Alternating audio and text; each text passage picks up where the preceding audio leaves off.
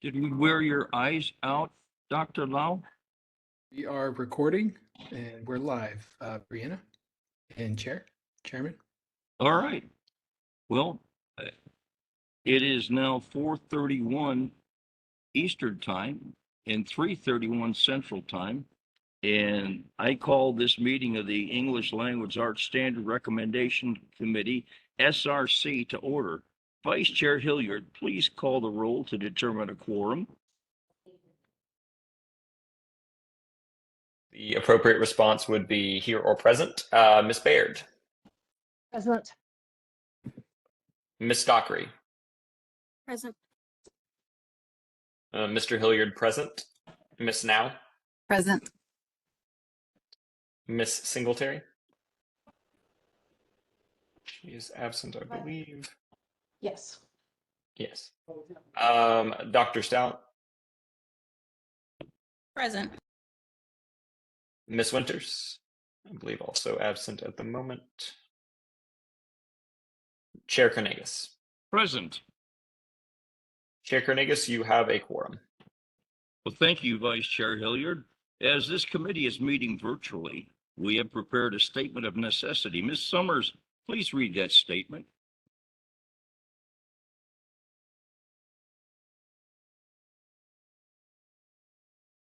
Sorry, Chair Cornegas. I am pulling it up 1 second.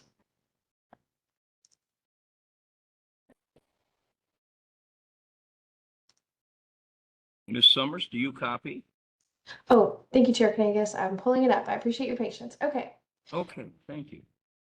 The Tennessee State Board of Education's English Language Arts Standards Recommendation Committee, SRC, called an electronic meeting at 3:30 Central Time, Tuesday, September 30th, 2025. This meeting is called to continue proposing revisions to the ELA standards.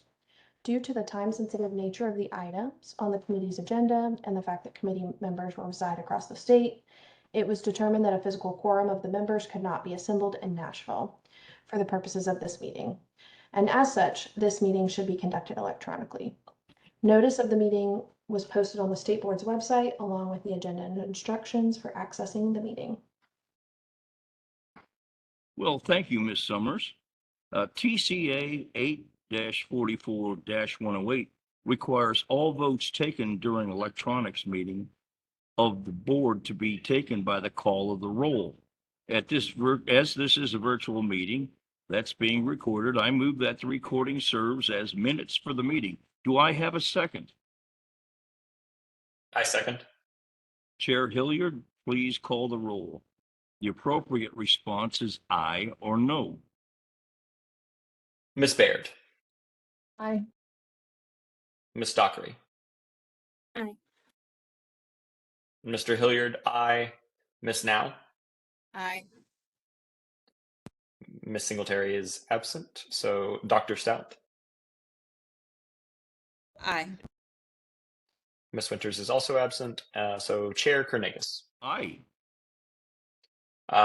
Chair Cornegas, you have 6 ayes and 0 noes. Thank you, Vice Chair Hilliard. The motion passes. Members, advisors, and staff, please use the raise hand function or say Chair Cornegas out loud to be recognized unless I call on you.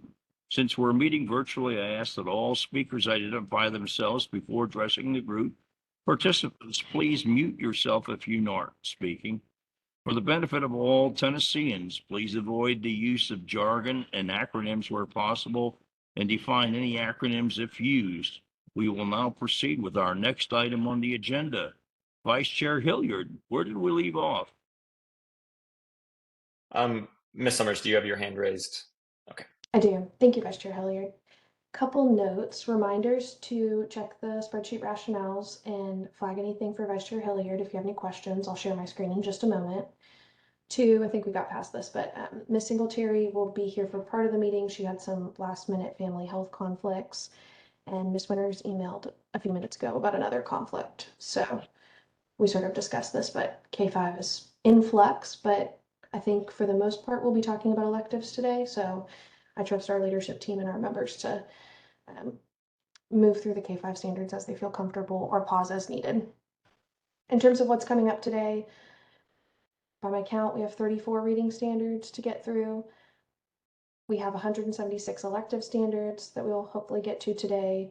And just a reminder, pull out all your documents. Feel free to boss me around on the screen. I'd love to help and pull up things as needed. And then finally, we do have one written comment that was submitted. It is in your written public comment folder. It's called 9.25.25 John Anderson Foundational Literacy. So as you can tell by the title, it's related to the foundational literacy. I just ask for you to read it sometime before tomorrow in the event that anyone would like to act on it. But as all feedback, it's all, on the same playing field. No feedback is superior to one another. So all I ask is that you read it sometime before tomorrow. And if anyone would like to discuss it, we can do that tomorrow. There was no one who's, oh, go ahead. Ms. Summers, how lengthy is that public comment? Less than a half a page, about a half a page. Would it be related- possible or appropriate for you to read that into the minutes for I'm us happy to. now so we can hear it? Yes, give me 1 second to open And it. and would you be so kind as to turn your mic up? I'm fighting interference here, and I will change this as soon as we have our supper break. I'll run over to my room and get rehooked. Okay, let me see. I'm going to try my settings and you tell me if this is better.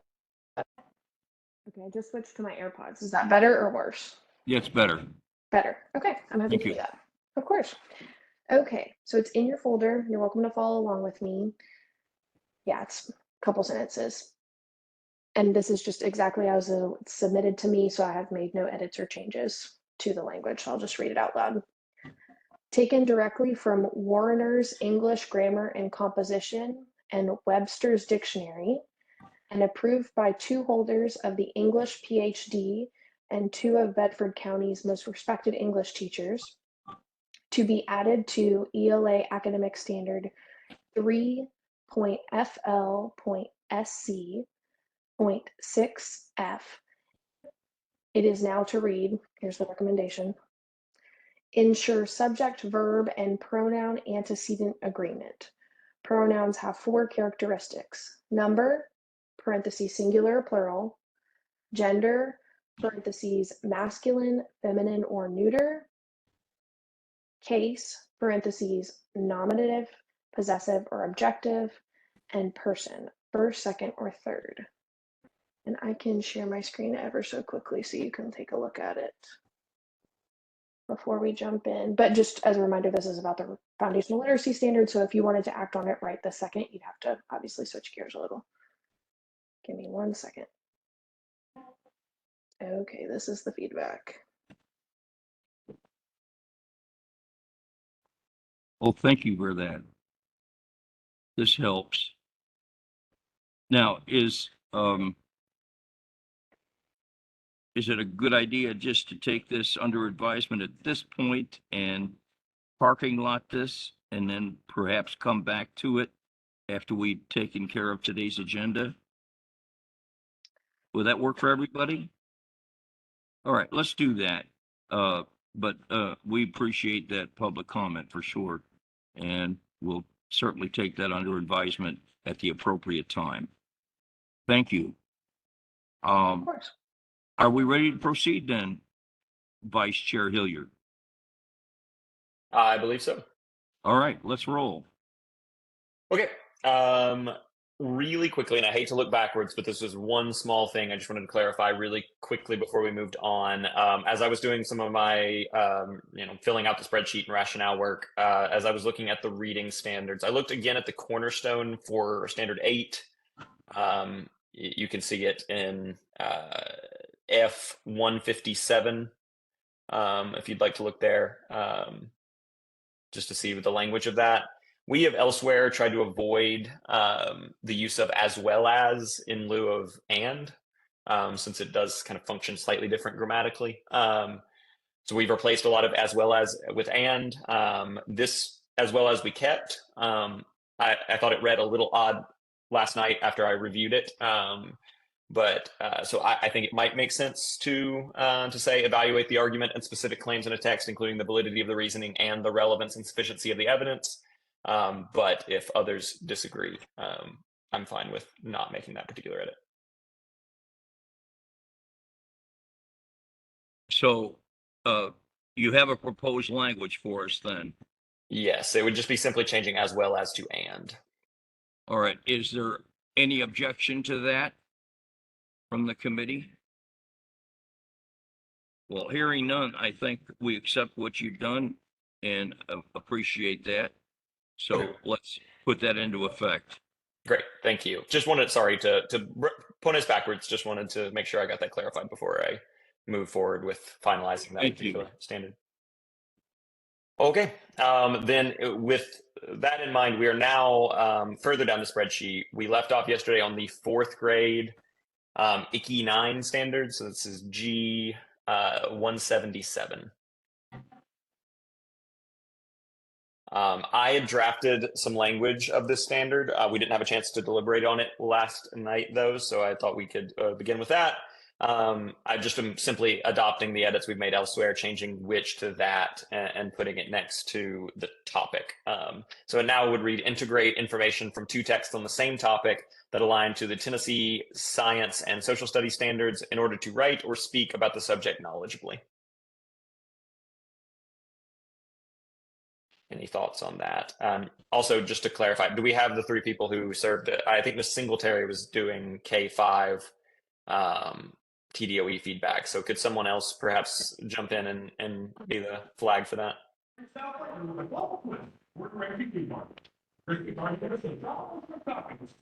I have it tabbed and I can do it if Okay. somebody else wants to.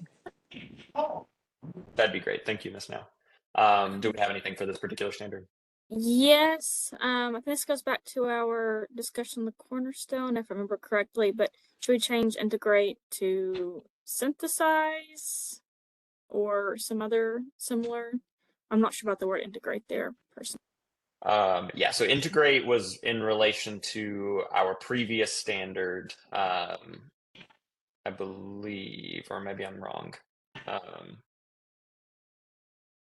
Can't recall when we had that conversation about integration, but yeah, we did have a conversation about integration. Yeah, I think you're right from the last one, but I'm still not sure about Right. that word. Yeah. So, I mean, I think we have used synthesize in place of integrate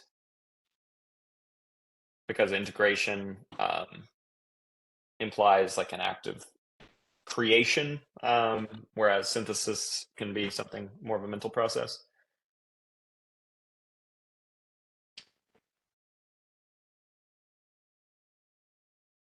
I think we spent some time on it, so, and synthesize seemed to be the preferable word. We haven't used the language of synthesize much at the lower grades. I think we've tried to maintain it at typically higher grades, and this is 4th grade. Okay. The word But synthesis. yes, Sorry. please. The word synthesis at the lower grade levels is still used, especially in terms of comprehension. So I think it would be adequate. Either one, I think, would be fine. Okay. If that's the case, then I think it would make sense to change the word to synthesize, if everyone else agrees. Everybody agree? I don't hear any objections, so let's move on. Okay. Then we will move to the 5th grade. The 5th grade the edits will look very similar. I will quickly draft up something that incorporates those edits. While you're doing that, we do have feedback on that one. Okay. Please consider changing the standard back to its previous version. Compare and contrast stories in the same genre on their approaches to similar themes and topics, as the new version applies to informational, not literary texts. When students compare literary texts at this level, they are comparing how each author approaches the same topic. They are not integrating information for the purpose of building knowledge. So I can speak to that just a little bit. You know, I think I mentioned last night that, you know, on the informational side, in K5 is when they're building knowledge, and then in 612 is when they're comparing approaches. But in the literary strand, pretty much all the way down, I believe they are comparing approaches.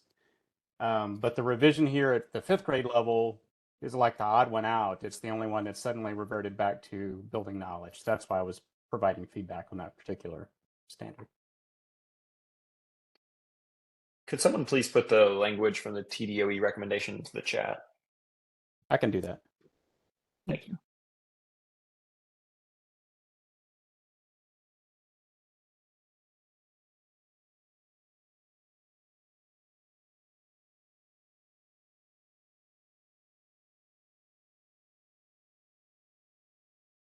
It does look as if this 5th grade RL standard is not really, because we haven't been keeping that language about science and social studies standards in any of the RL standards. It's only been in the RI.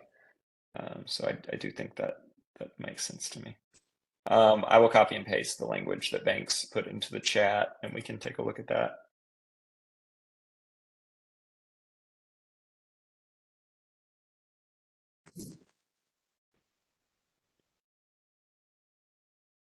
Okay, so the recommended TDOE language is compare and contrast stories in the same genre on their approaches to similar themes and topics.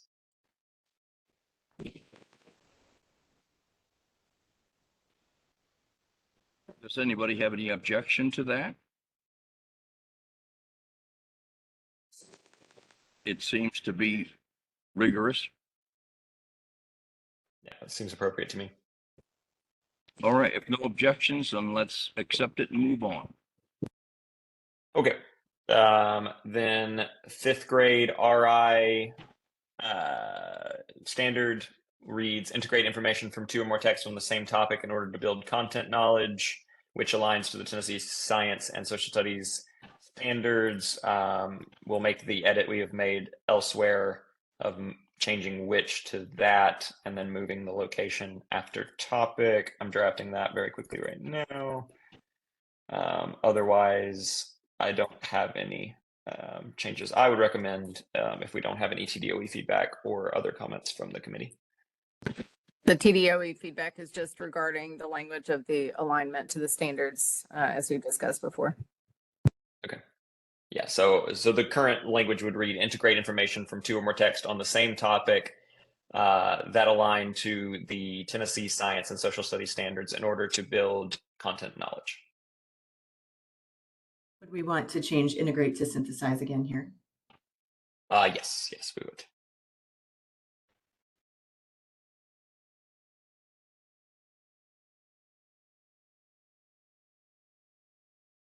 Any other comments on this standard? So are we good as it sits?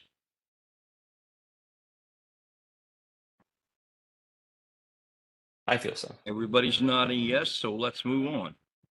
Okay. Then on to 6th grade. 6th grade RL reads compare and contrast an historical account with a fictional portrayal of the same time, place, or character. Do we have TDOE feedback on that? Yes, we do. It says, please consider adding the following phrase to the end of the revised standard.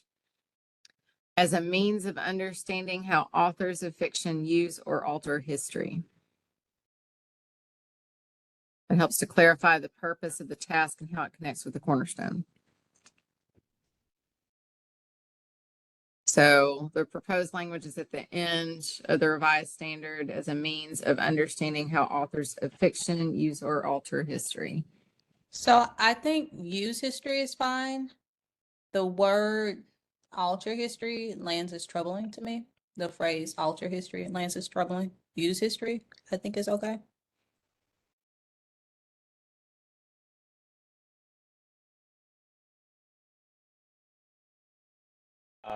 I think maybe what the thing is trying to say is affect history. Or no, not necessarily. Interpret. Yeah.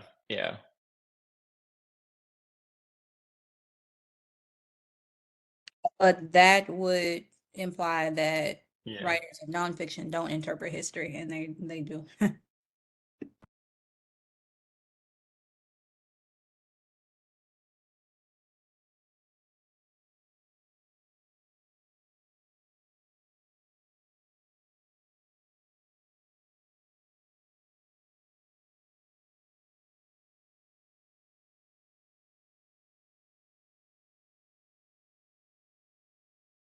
Comments?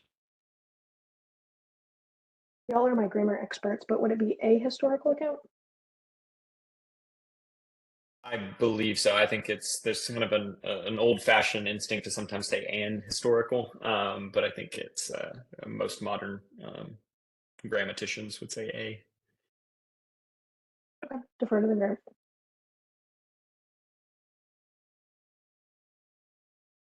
Does anyone have any proposed language in place of alter? I see what they're saying. This idea that one might write some sort of historical fiction that alters history for some sort of narrative purpose or thematic purpose. But I agree that the word altering history is perhaps a bit loaded. I agree with Dr. Stott as well. I'm wondering if, I don't know if this is the best word, but perhaps reimagine? Something like that. I think there's some language we used to have about with archetypes that uses some kind of language like that I can look into real quick. Did it say reinterpret instead of reimagine? Was that the word? I like that language. How do we feel about reinterpret?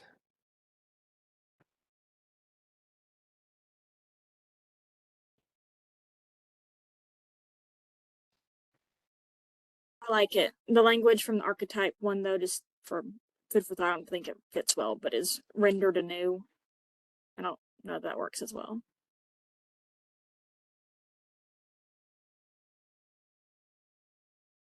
I'm wondering if reinterpret might focus it too much, in the sense of the connotation there is that they're changing it. I'm wondering because so the suggestion here was the original wording of the standard a while back. The main reason we were suggesting including it is just to make sure that the purpose is clear for why students are comparing and contrasting in a historical account with a fictional portrayal. And I think the sense of is probably appropriate. So as a means of understanding how authors of fiction appropriate history. So it's how they integrate history, whether it's, trying to stay as true to their interpretation of history or trying to reimagine history. To me, it kind of seemed like it could be all of the above. But anyway, just sharing that. Thank you for that explanation. Do we think use history just doesn't encompass that? It can encompass reinterpretation, reimagining. I think just use history to me just says enough. I agree, Catherine. Do we need the phrase? Do we need that anymore with our revised standard? I'm just looking at our progression thus far, and I realize we're in the middle grade band now, but we've not explicitly spelled out in the other standards what they're supposed to do with that. To me, it's kind of understood. Give us an example of where we've covered that. I mean,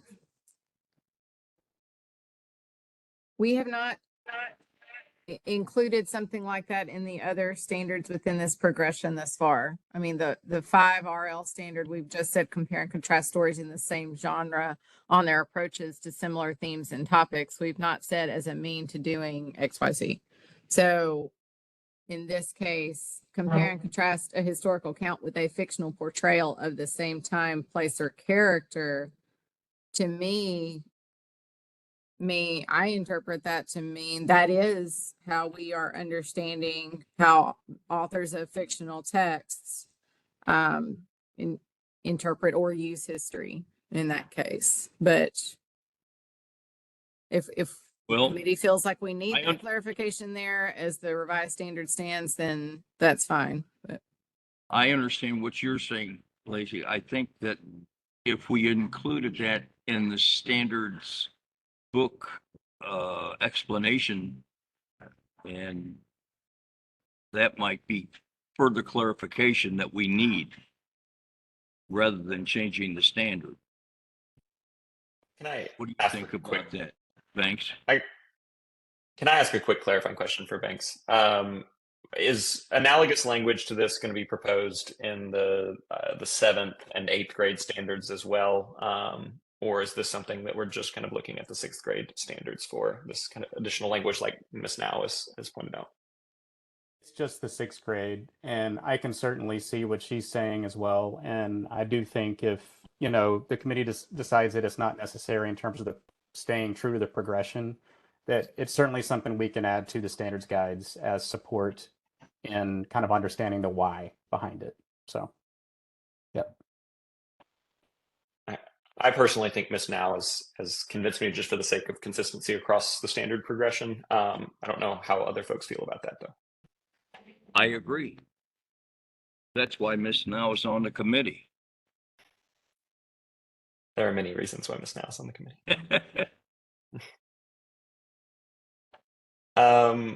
So with that, is that the case, then we want to just simply keep the standard? I think so. Oh, no, well, I guess we made the revision of A in place of an. Okay, But we accept it then with that revision. I hear no objections. Let's move on. okay. Then the 6th grade RI reads compare and contrast 2 or more authors' presentations of the same topic or event. That's pretty Any TDOE straightforward. feedback on that? Lacey, do you have a comment? There's no TDOE feedback on that. Okay. Let's accept it then. Okay. 7th grade RL reads compare and contrast texts in different forms or genres in terms of their approaches to similar themes and topics. We do have feedback on that one. It says please consider removing forms, as this is easily confused with format, which is in R7. Consider replacing it with genres for clarity. Elsewhere, we have used genres to signify what I think this is trying to signify.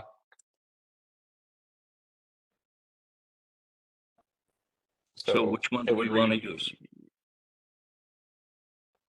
I think the TDOE recommendation would be genres, and I think that genres would be more in keeping with what we've done elsewhere. So I think the new language would read compare and contrast texts in different genres in terms of their approaches to similar themes and topics. Thank you. Does everybody accept that as revised? I see head nods. Speak now or forever hold your peace. Okay, ready to go. Okay. The 7 RI standard reads analyze how 2 or more authors writing about the same topic shape their presentations of key information. Do we have any TDOE feedback there? No, we don't on that one. Do we have any SRC feedback there? I hear none. It sounds like acceptance.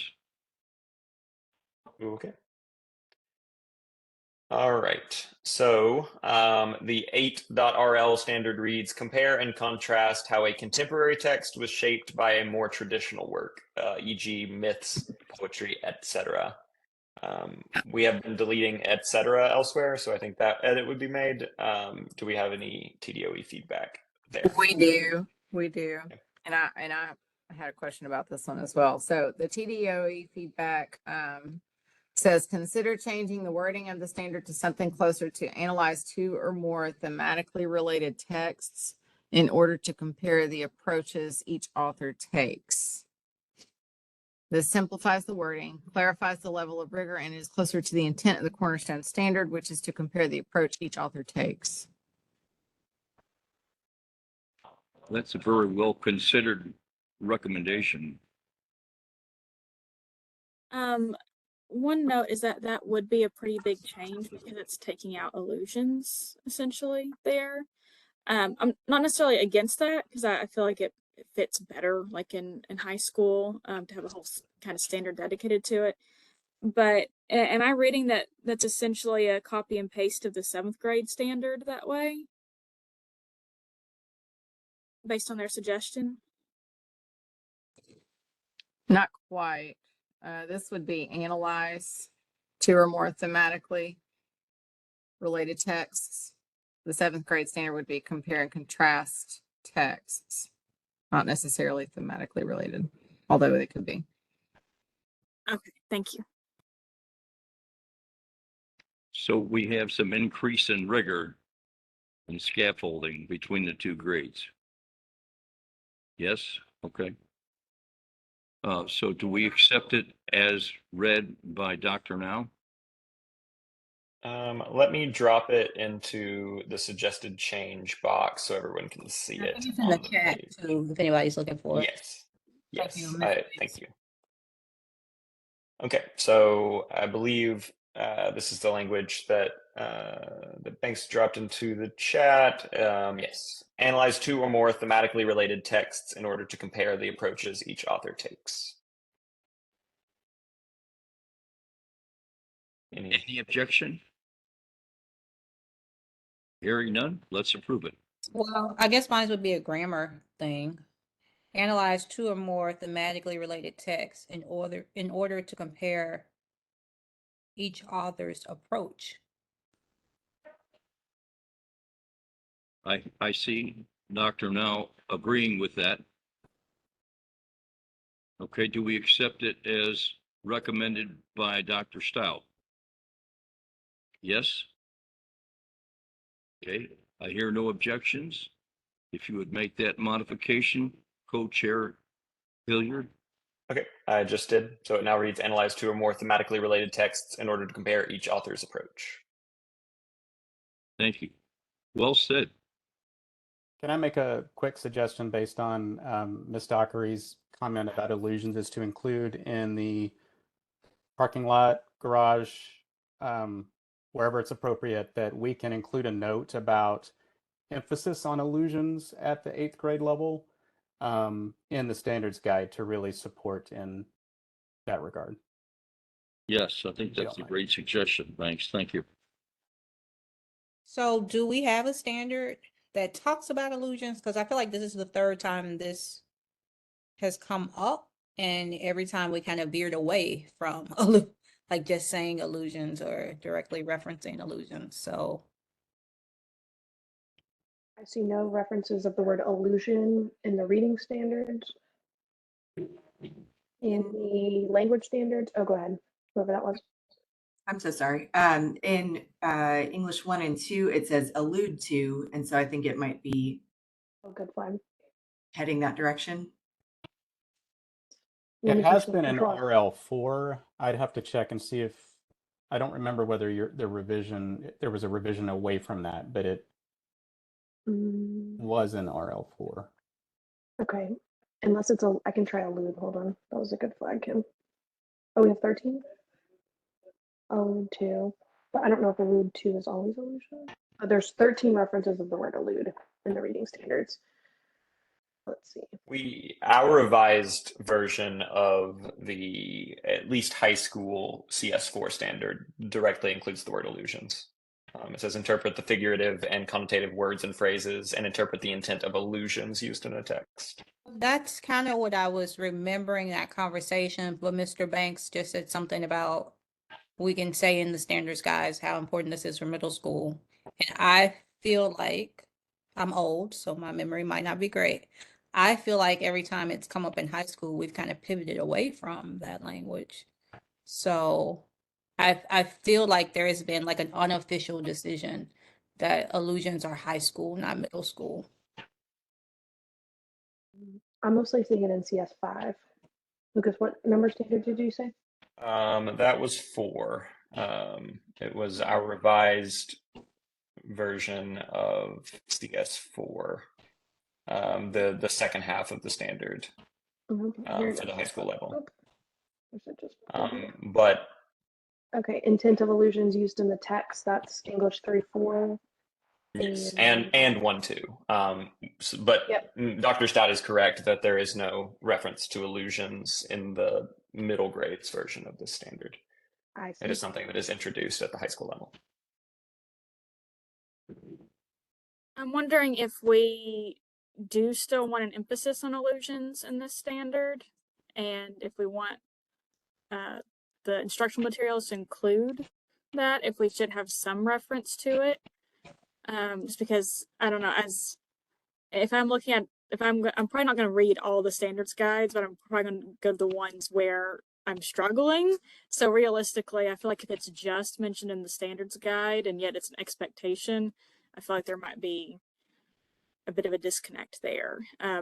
But I'm fine with, if we feel like middle school is not the place for illusions, I'm fine with nixing it from middle school.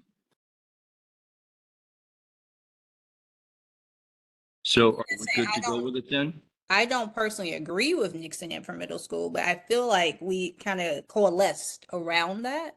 And so I'm just trying to make sure there's some consistency. Is really what I'm saying.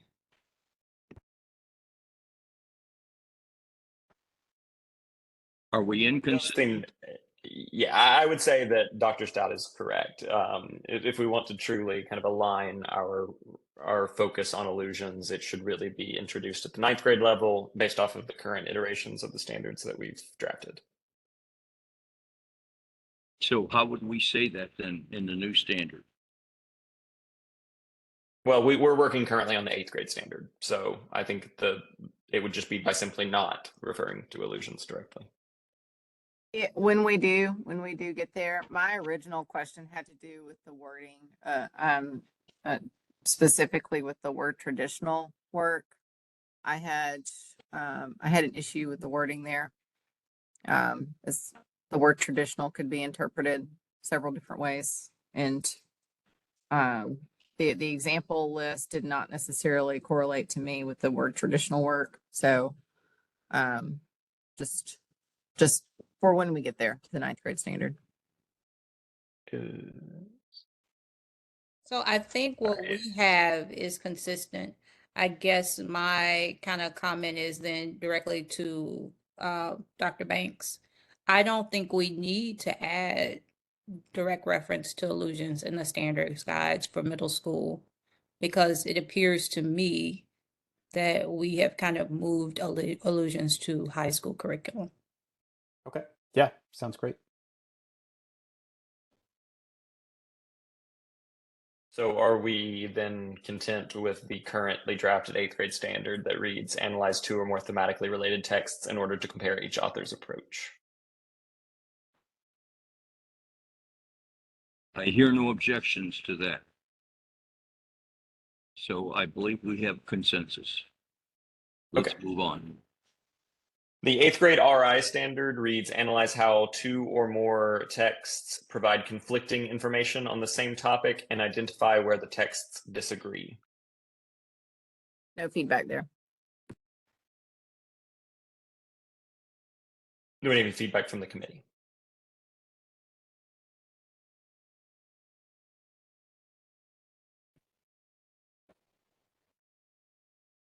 Are we okay with that? Diverge rather than disagree, only for, I don't feel like this has to be negative. I think that's a little thing, but different versions don't have to be, competing versions. They can just be different versions. Just a thought. I'm always like on the lookout for negative words. I'm good with that. Yeah, I think I see what Dr. Stout's saying, and I think that introduces some nuance as well. So is diverge in lieu of disagree? It would now read, analyze how 2 or more texts providing conflicting information on the same topic and identify where the texts diverge.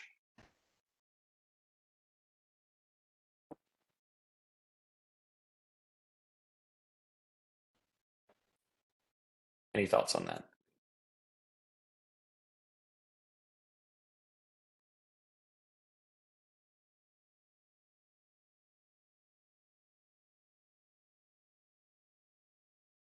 Are we okay to move on?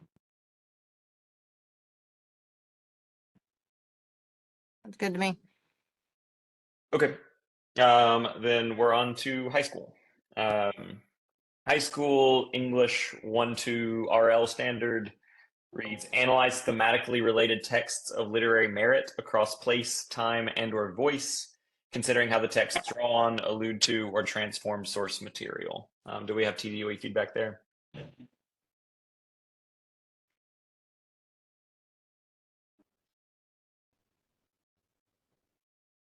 Yes, sorry.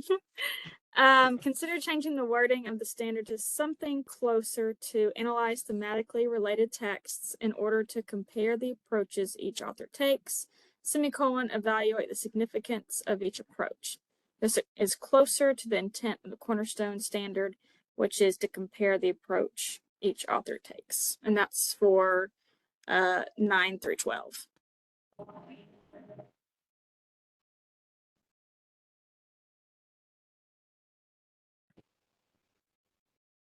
I think Banks, you just dropped that language in the chat. Is that correct? Okay. I will copy and paste that language over into the spreadsheet so that we can take a look at what the TDOE has recommended.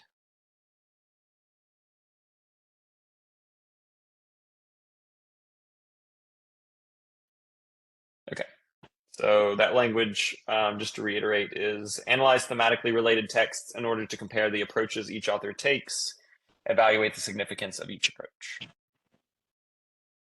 Just note there again, we are taking out any reference to allusions with that. That is true.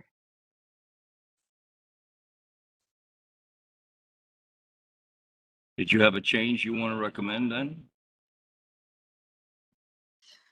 I mean, I could think of something, but I think we have to decide if we want to eliminate allusions from the standard completely or not, or the strand.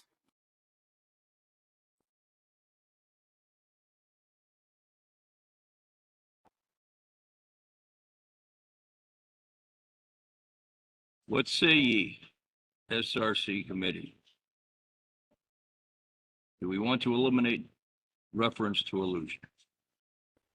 Well, to me, another question is, I mean, that's allusions are within a list of things regarding source material. And essentially how those texts interpret or transform that source material. So to me, the question might be also, do we want to consider it's a little bit of a shift in focus. Are we just analyzing thematically related texts, or are we analyzing thematically related texts that go back to some sort of source material?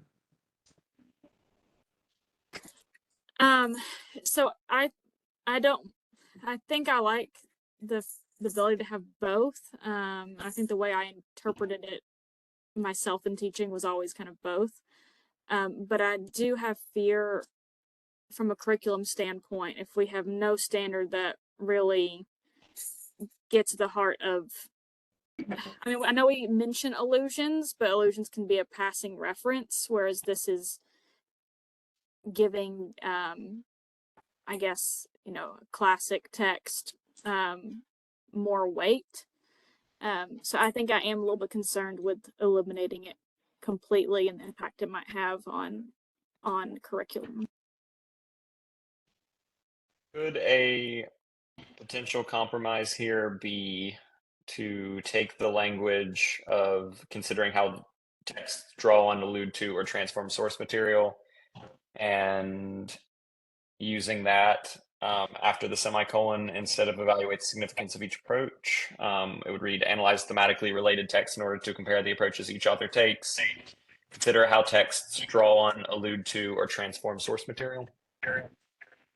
I would kind of marry the two standards a little bit. We do kind of miss out on the like the TDOE, sorry, feedback, asking us to make sure that we are comparing the approaches of the authors. Okay. Well, I mean, we still would have language that says in order to compare the approaches each author takes. That would not go anywhere. We would just be losing the evaluation of the significance. Yeah, the changing the language after the semicolon. Not bad. Yeah, I think that's fine. So we're adding like the first half of the new one and the second half of the old one, basically.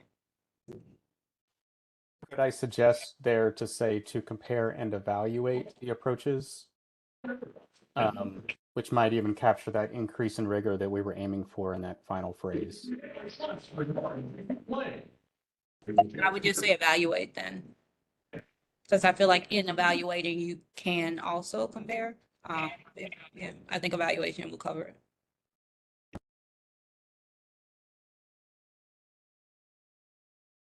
Okay. So if incorporating all of that, the standard would now read, analyze thematically related text in order to evaluate the approaches each author takes. Consider how text drawn, allude to, or transform source material. That is in I-186, if anyone wants to see that written. Does that satisfy everybody's concerns? No objections to what we have just heard? Okay, I think we have figured it out. Let's move on. Okay. We have now the E1, E2 RI standard, which reads, analyze two or more topically related texts in order to compare the approaches each author takes, evaluate the significance of each approach. I do think we should probably mirror some of the language we just changed in the literature standard here. Since we issued the language of comparison and instead used evaluate, it might make more sense to read analyze two or more thematically related texts in order to evaluate the approaches each author takes. And then perhaps we would not need the language after the semicolon. One flag, evaluate is mistyped in both changes, in both the previous one and this. Yes. Sorry. Okay.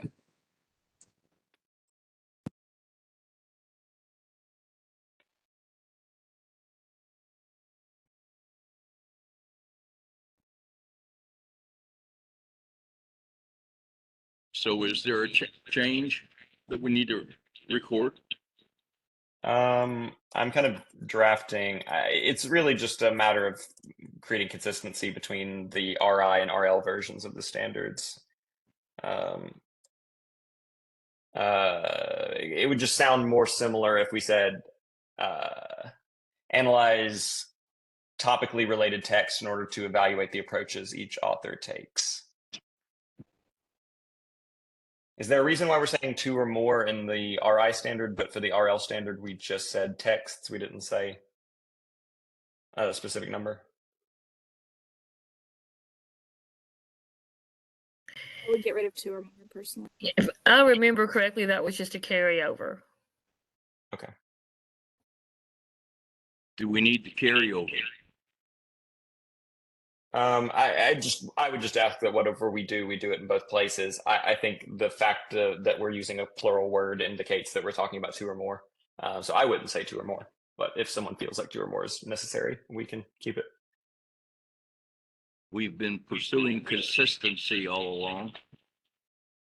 What revisions do we need to make it consistent? Okay, so the edit that I have made that would, I think, maintain consistency both horizontally and vertically would read, analyze topically related text in order to evaluate the approaches each author takes. Is that acceptable to everyone? I defer to the committee. One note, the cornerstone says two or more text. Does that change how y'all feel about anything? No is a very appropriate answer. No, we're not afraid to change a cornerstone. Don't tip No, this we're committee with a not. good We time. haven't been afraid. That is a good flag because we have used two or more pretty consistently throughout this progression. We're using it in the 7th grade, 6th grade, 8th grade, 5th grade. Yeah, we've been saying two or more pretty consistently throughout this progression. So we probably should say two or more for the sake of consistency. And also, I'd like to circle back to our previous discussion, now that we've moved to high school, in the wish list for this standard, do we still want to include in the standards guide information supporting the intent that the standard should address how authors use history, historical texts, texts of literary value, historical significance? That was in the original standard. That is something that was, in part in the revised standard. Comments?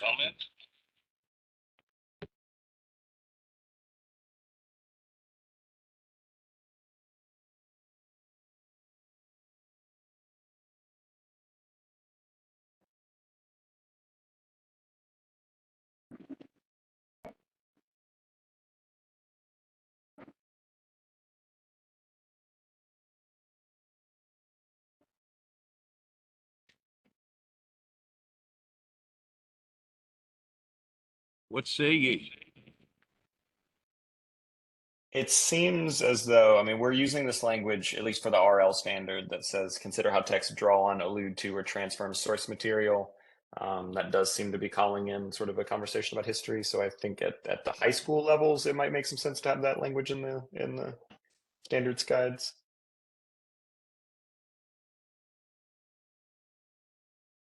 Because that was my question. And in the original informational standard, it also specified related texts of historical and literary significance. Thus far, we only have this language about literary merit in the literature standards.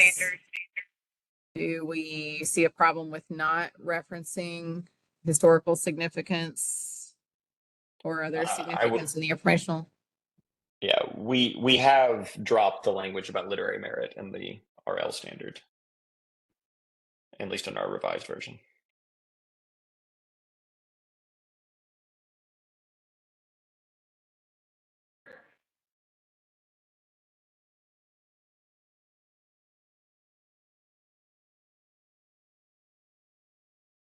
So then back to my original question, do we want to specify in the standards guide about the high school progression that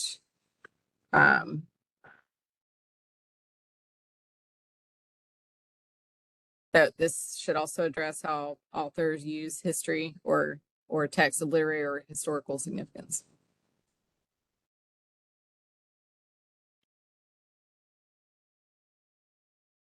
I think that would be worthwhile.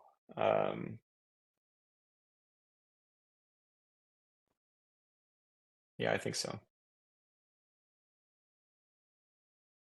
I don't believe, if my memory serves me, that we have done that elsewhere. So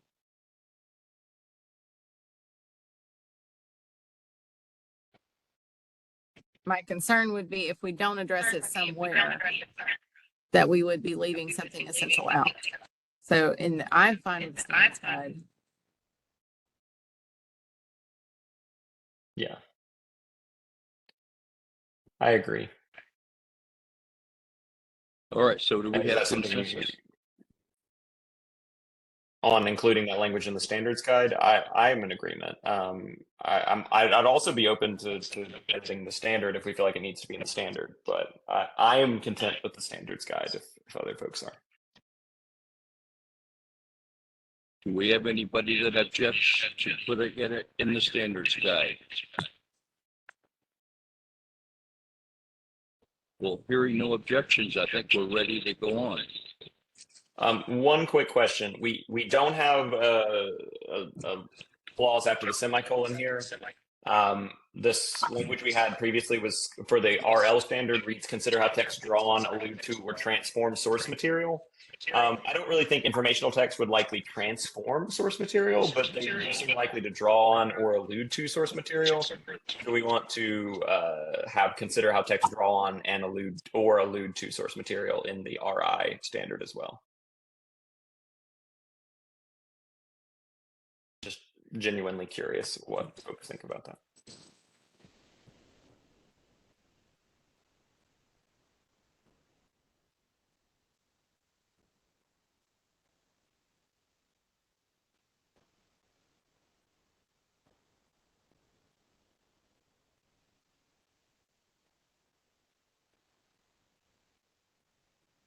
I'm sorry, could you repeat that one more time? I was Yeah, typing in the wish yeah, list. you're great. I just was essentially implementing some of the language from after the semicolon in the RL standard into the RI standard. I've drafted it here on the suggested change. Consider how text draw on or allude to source material. It seems to me like RI informational text would be relatively unlikely to transform source material, but would be likely to draw on or allude to source material in an informational text. So it made sense to me to include that language there, just so students are thinking about sourcing with an informational text and thinking on allusions could certainly appear in an informational text as well. I agree with that. That alleviates some of my concerns about what we were talking about, the literary historical text of literary historical significance. So I think we've covered bases if we incorporate that language in the standard and then include specifics in the standards guide. And I'm wondering a little bit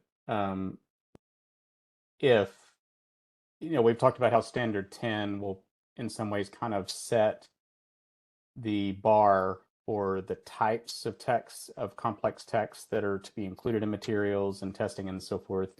I think the big flag with the text of literary and historical significance obviously is, that's as you said earlier, our idea of that has changed over time. There's the traditional canon and that sort of thing, but we also need to set a certain bar because we don't want AI created texts for students to be reading. You know what I mean? And I think that's certainly something the committee should consider once you get to standard 10 in particular, to find a way to make sure that that's kind of staved off a bit, I would suggest. Yeah, I agree. I think that's a worthwhile conversation to have. But I do feel like perhaps standard 10 would be the place for that to happen. Okay. Are we prepared then to move on to E3, E4? Do we feel good with that? I think our chairman has departed for a moment, so I will kind of steer that conversation if everyone's cool with that. So if you don't mind just unmuting yourself if you have a comment, since it's hard for me to track the hand raising feature. So E3, E4 currently reads analyze thematically related texts of literary merit, considering how the text treats similar themes or topics across place, time, and or voice. Did we have TDOE feedback on that E3, E4 standard?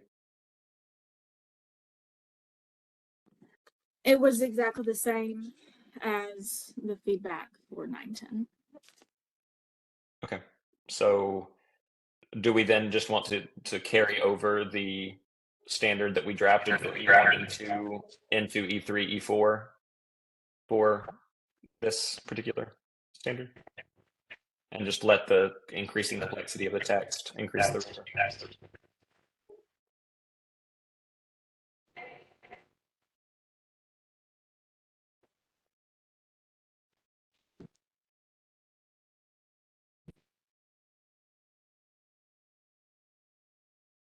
How do folks feel about that?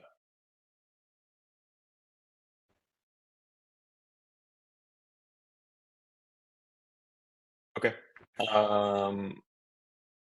I assume the TDOE feedback on the RI version of the English 3, English 4 standard was the same as well. Okay. If so, then I think it would probably make sense to do the same edit that we have otherwise made. I do too. So the E3, E4 standard would once again read for RL, analyze two or more thematically related texts in order to evaluate the approaches each author takes, consider how text draw on, allude to, or transform source material. And then E3, E4 for RI would read analyze two or more topically related texts in order to evaluate the approaches each author takes, consider how text draw on or allude to source material. Any objections to that? I think we figured it out. Let's approve it and move on. Okay.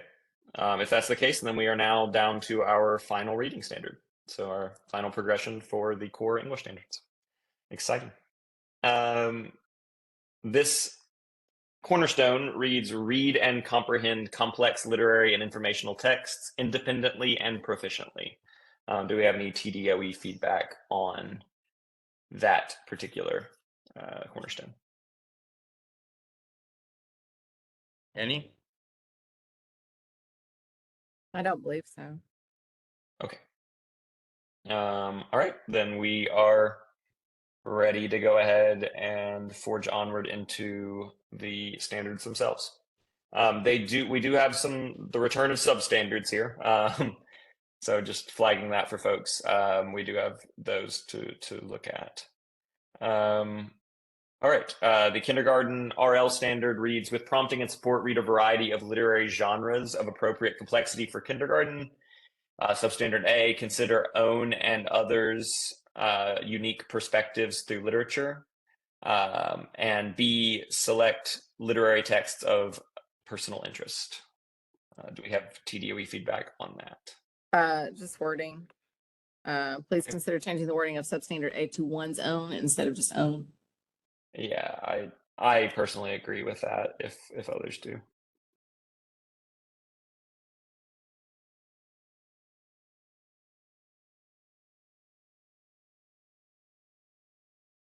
Any other thoughts on this particular standard?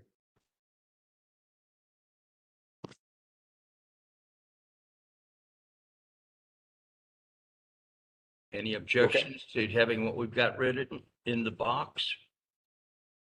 No, let's move on. Oh, okay. I'm sorry, I might have missed Yeah, go ahead. something as well.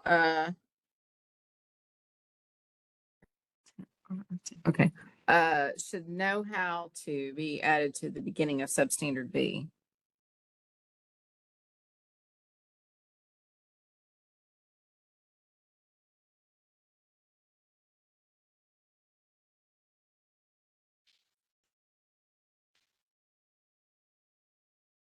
What's the problem with substandard B? It looks It's like just a question. I'm sorry. It looks like in first grade it says know how, and so it's probably looking for consistency of language. Yeah, it does seem, looking through this progression, we switch back and forth pretty frequently between know how to and just select texts. I would So say I think it's just a decision of which we prefer. I would say just select. I mean, I don't know how, if I'm thinking what Dr. Carnegie said, student-centered language. As a student, how do I show you that I know how to select text of my interest? I just select them. So know how just seems unnecessary to me. I would agree. I would agree. So we want to approve it I as think I've written. made everybody a doctor here too, so that's just for Do we want to approve it as written? I see no With the objection. one addition of one's own Yes. instead of just own. With that addition. Okay, all right, move on. Okay, the KRI standard reads, with prompting and support, read informational texts of appropriate complexity for kindergarten. A, consider own and others' unique perspectives through informational text. B, select informational text of personal interest. Just a few small things. We would want to capitalize kindergarten. We would want to include ones, like we did in the previous standard. I think, shouldn't text be plural in substandard A? Consider one's own and others' unique perspectives through informational texts. Or am I wrong there? No, I think it's plural. Otherwise, do we have any feedback on that particular standard? EOE, nothing? Okay. It looks like we're ready to move. Approve it. Okay. First grade RL standard reads, with prompting and support, read a variety of literary genres of appropriate complexity for grade 1. A, consider one's own and others' unique perspectives through literature. B, know how to select literary text of personal interest. I think just for consistency, we would want to change grade 1 to first grade.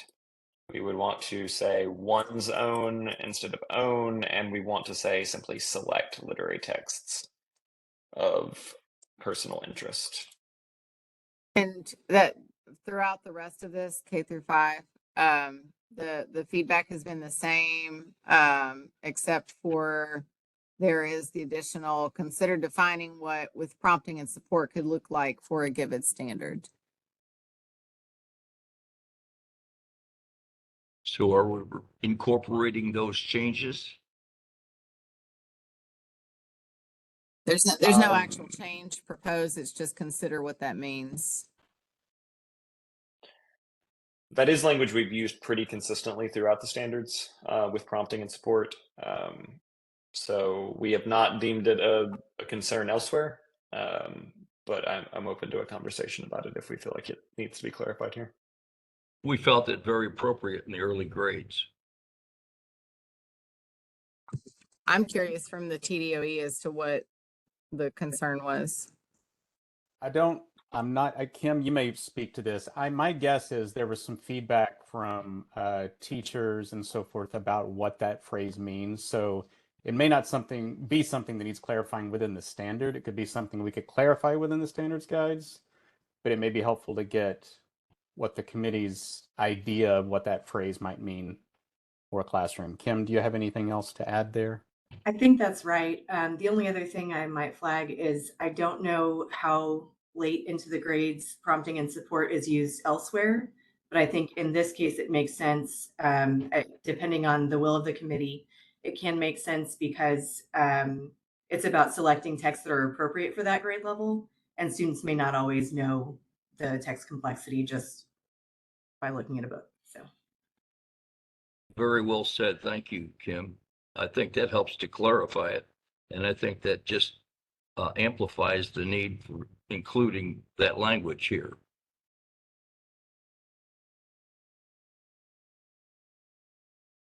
Are we comfortable with keeping that language? I am. I think it seems appropriate at this level. Okay, do I hear any objections? All right, let's keep it and move on. Yes, go ahead. I was just going to say, going back to what Bank said, we just want to make sure that we have a note somewhere to add that information in the standards guides or to clarify, I think. Yes, if you could make note of that, Banks, or do we need to tell you somewhere else? You can include it in the wish list, I believe is where it goes. Yes. Are you managing the wish list there, Doctor, now? So I'm typing it now. Thank you, dear. Really quickly before we move any further in this progression, I did notice just now that in A and B for the informational standard, we're saying informational texts, and then once again, we're saying informational texts. For the literature standards, we've been saying literature in standard A or substandard A, and then literary texts in substandard B. So I think we just need to decide do we want to say literature or literary texts so that we're consistent across the substandards. What do you propose, Mr. AP?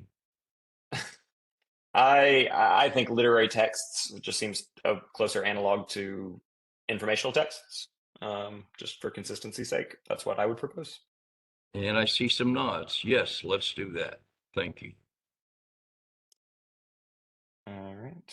And I will carry that through as well as we progress.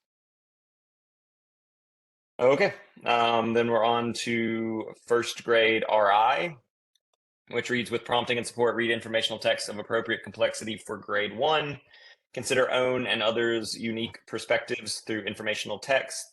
Select informational texts of personal interest. So I will carry over the edits we've been making consistently. So like first grade and adding the word ones, and then making text plural. Do we have any other feedback on this particular standard? Anyone? Hear none. Let's move on. Okay. This next standard reads identically to the first grade standard, except for first grade becoming second grade. So are we happy to just simply adopt the language from first grade, switching only first to second grade?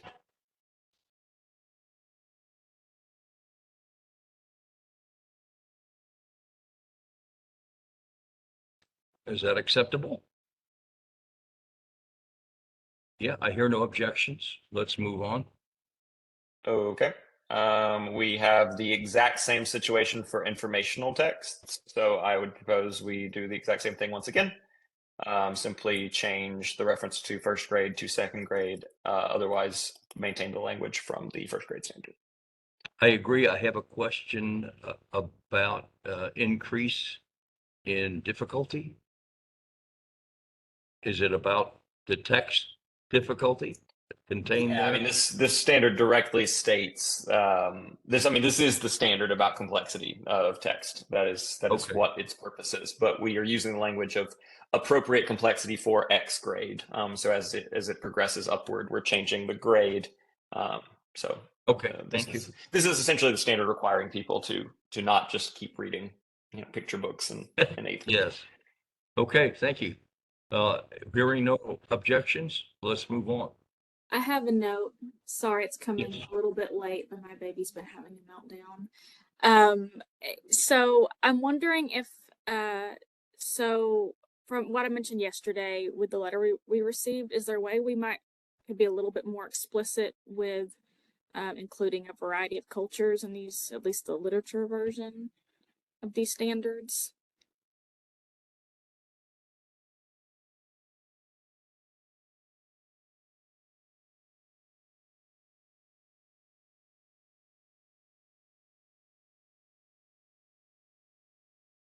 I don't know if that's within our scope.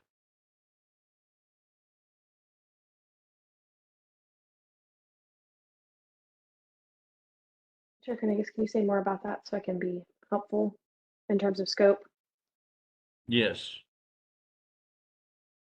Where, can you tell me more about your scope concern so I can hopefully give some Well, helpful guidance? are we to talk about the addition of cross-cultural reading at this level? Or is that something that would be addressed in another set of standards? Oh, you mean like social studies? I would say, as far as I understand the proposal, it could be within the committee's discretion. What I would advise you is, and think back to your presentation from our general counsel, Rachel Supay, the main limitation here is the prohibited concept statute, which I'm happy to pull up for you to take a look at. So depending on the exact proposal of the language, and Rachel is on call in the event we have any questions, but that's the one scope limitation that comes to mind in my head. I'm open to others' thoughts. But of course, you could always decide that it is or is not developmentally appropriate, is or is not within, the discipline of English language arts.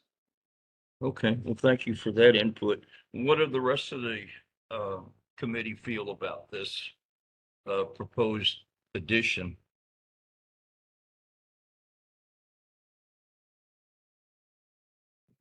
Well, I'm sorry, bear with me.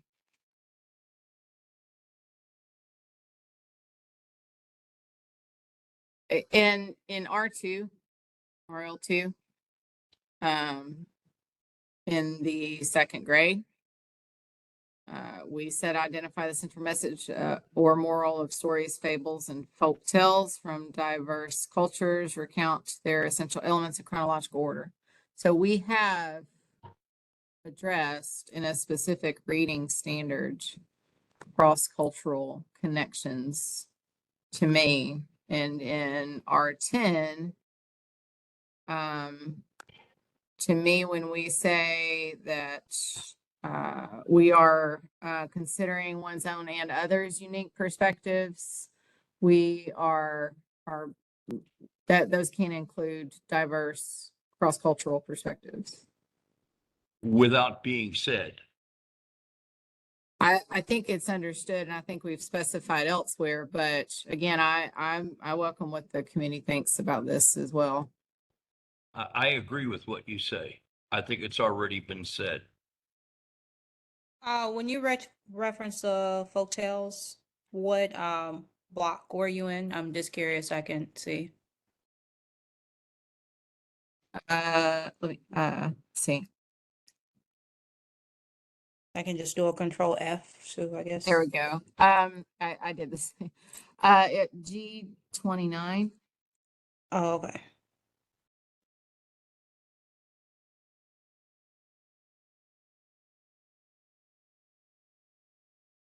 And I will just quickly say we include that language about diverse cultures in the third grade version of that particular standard as well. So that language carries over once more.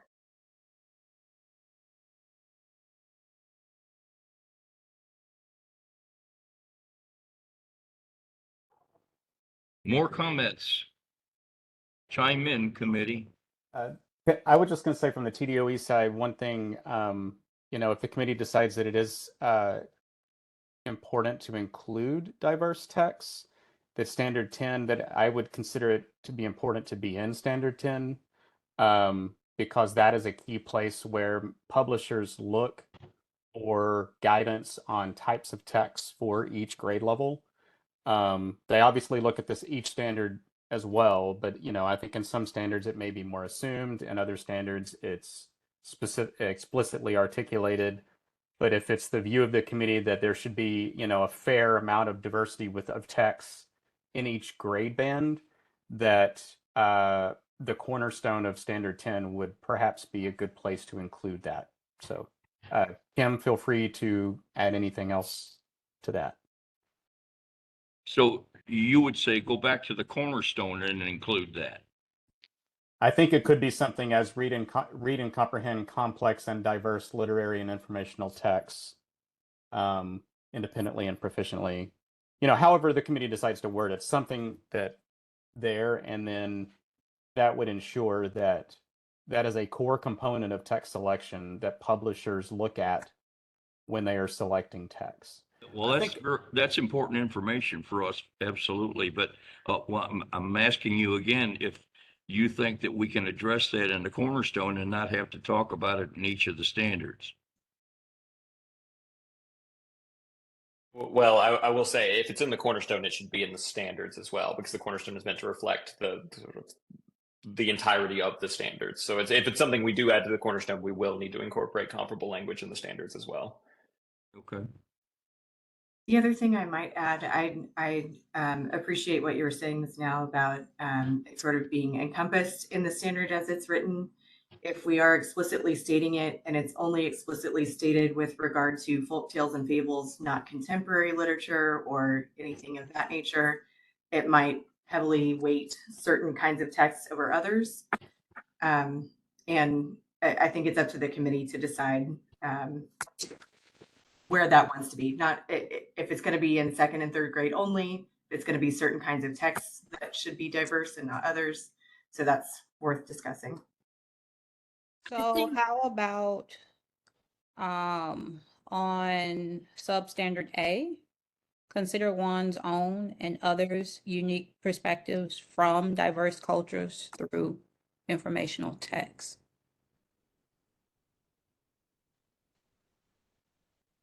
I think that addresses it. Dr. Stout, which standard are you on? Just so I can. Well, I think we're on 195, but I think we're probably talking about the entire, Yeah. I don't know what to call it, column. Yeah. Okay, that was perfect. Thank you. How does everybody else feel about Dr. Stout's proposed language? I'm drafting what I believe I heard right now in I-90. So the new substandard A would read, consider one's own perspective and unique perspectives from diverse literary texts.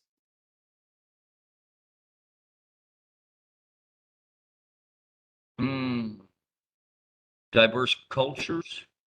You said just diverse literary texts? Do we need to put the word cultures in there? I thought I heard Dr. Stout refer to that. Okay, I so think what would the, yes, go ahead. Can you say your proposed language again, Dr. Stout? All right, so I was looking at 195. And so I was looking at A 195. Consider one's own and other unique perspectives from diverse cultures. Informational text. So the perspective of those from diverse cultures, if that's one way to kind of integrate, to kind of make it more explicit. I think what this standard is trying to do when it says consider one's own perspective and others' perspective is actually making a nod towards that. Do we want to make it more explicit? Okay, so Say that more is what I've got in 195, your language there, consider one's own perspective and others' unique perspectives from diverse cultures through informational texts. Yeah, that is a suggestion. And I think Miss Dockery has been trying to chime in. Dr. Dockery. um yeah, so I do like that. My concern is that if we aren't explicit with culture, that it will get left out of instructional materials. And I do think that should be added to literature as well. Thank you, Annie. I agree. I really didn't know that it was this standard or this group of standards that the textbooks looked at. So that was very, very good information that we've got from Banks. And I think that it's important that we do it here.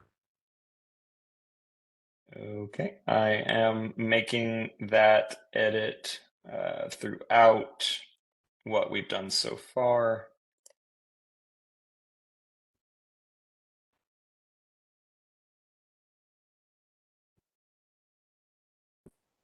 One moment while I do that.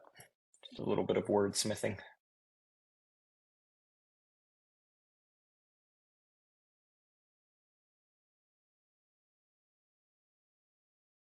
And then would we need to go back and make a corresponding edit to the cornerstone, since this is something that seems to be foundational to our standards? I think so. Agreed.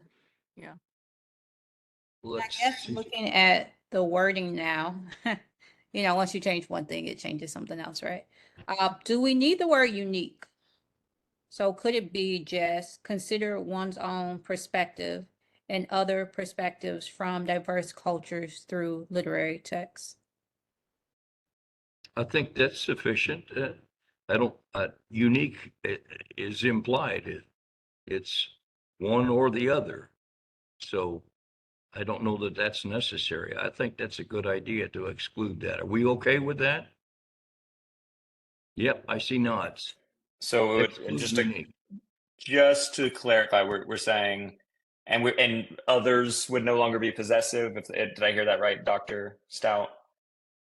Yeah, Would we- because I think yeah. what we did was clarify what we meant by unique.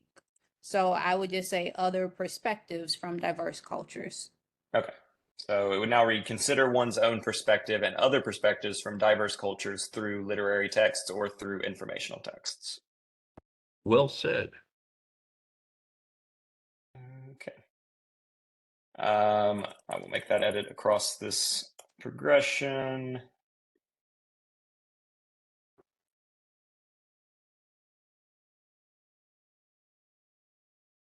And then while I'm doing that, if anyone wants to take a look at the cornerstone and suggest any proposed language there that would match the edits we've made in the standards themselves.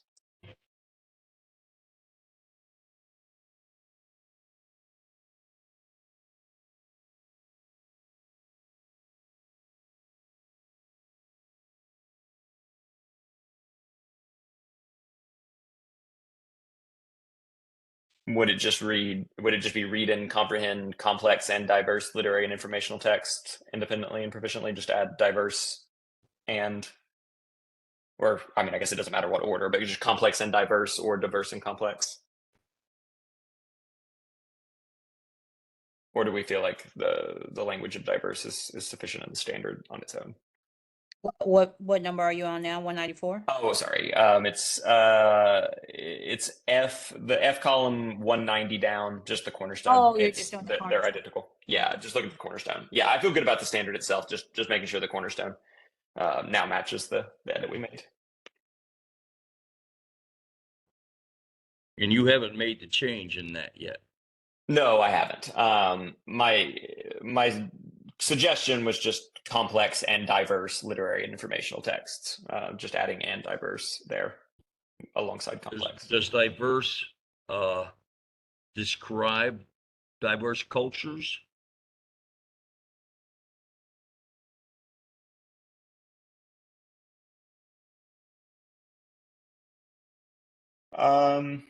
Yeah, I mean, I guess I can see where that would perhaps, there are diverse texts within a culture, not just across cultures. So yes, I guess that could lead to some misinterpretation. I see Dr. Stout grinding it out there. She may have language. Dr. Nell might be working on it too. And Annie, you might I was have actually, I was looking back at R2. I just wanted to make sure that we were, now that we're changing R10 and looking at R2, and we included diverse cultures in the lower grade levels. And I wanted to make sure that the progression still remain true to our changes we're making here. good. Annie, you started this. Where do you want to put it in the cornerstone? How do we address that diverse culture? Because we are putting it in the standards, it should be also duplicated somehow in the cornerstone. And maybe read and comprehend complex literary and informational text from a variety of diverse cultures independently and proficiently. Wow. I think you've solved it. So it would just be adding the language from a variety of diverse cultures after texts. Yes. Well done.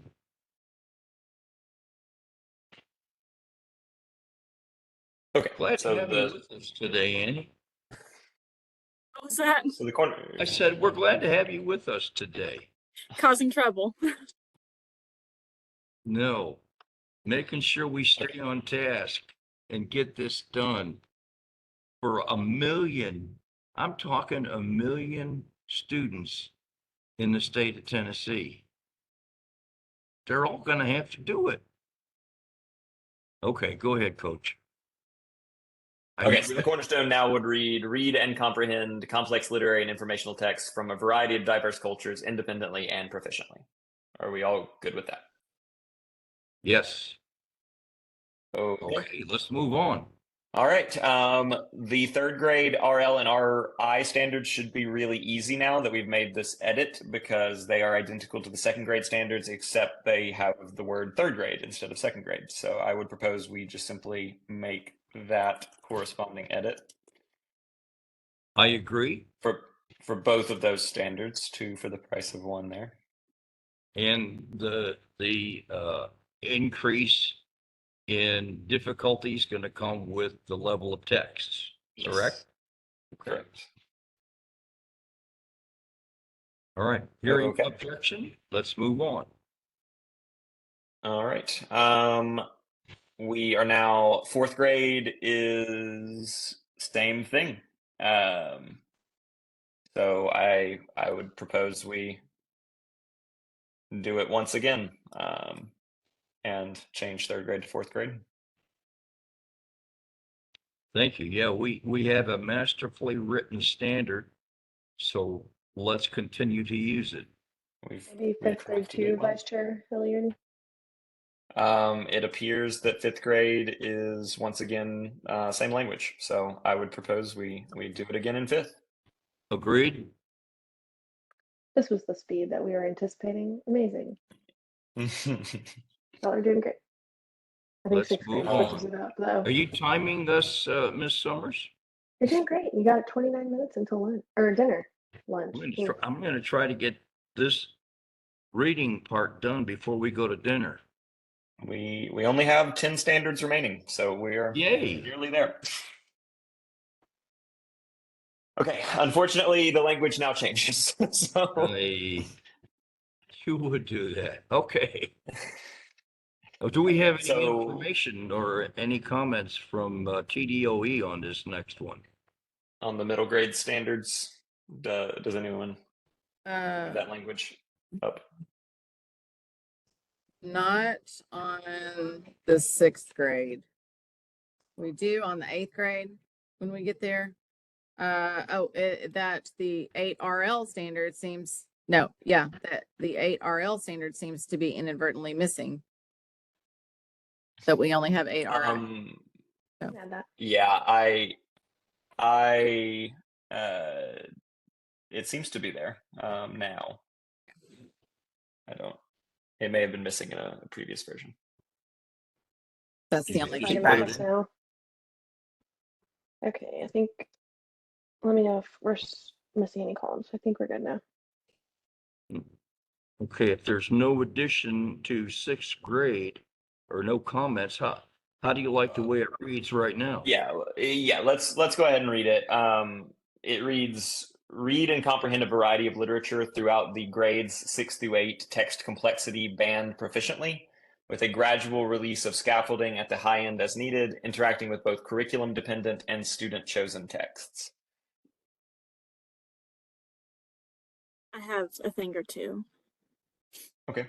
You guys are gonna hate me again. Okay, one is, sorry, let me find it. So for, I was on it and then I clicked off of it.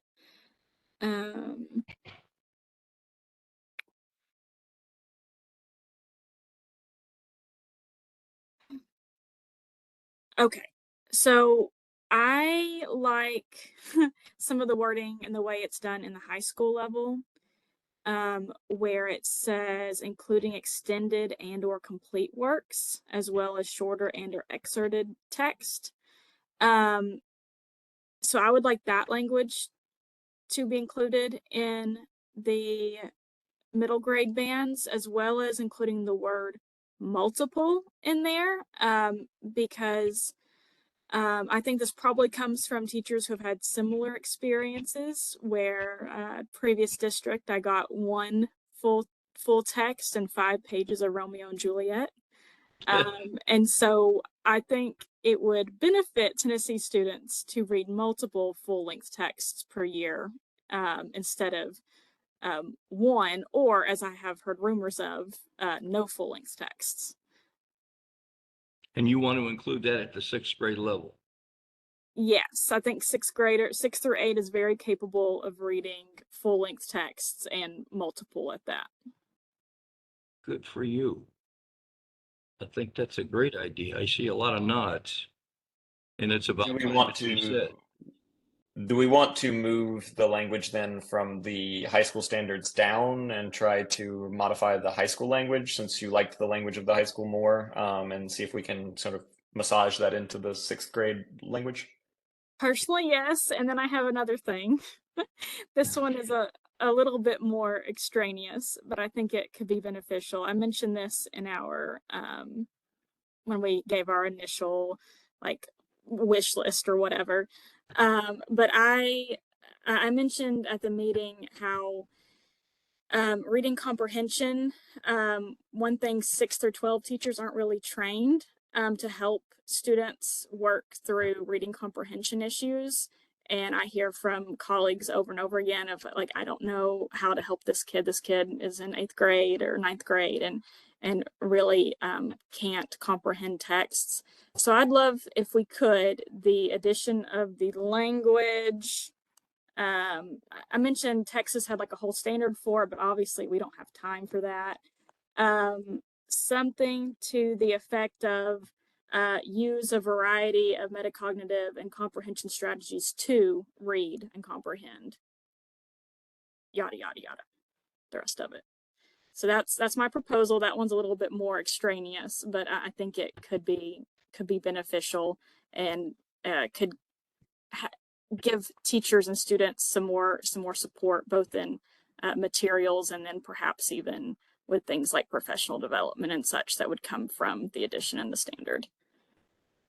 But your concern and feedback from colleagues was outside of the English ELA area. So you're talking about the student's inability to read social studies or science texts. No, I'm talking about an ELA.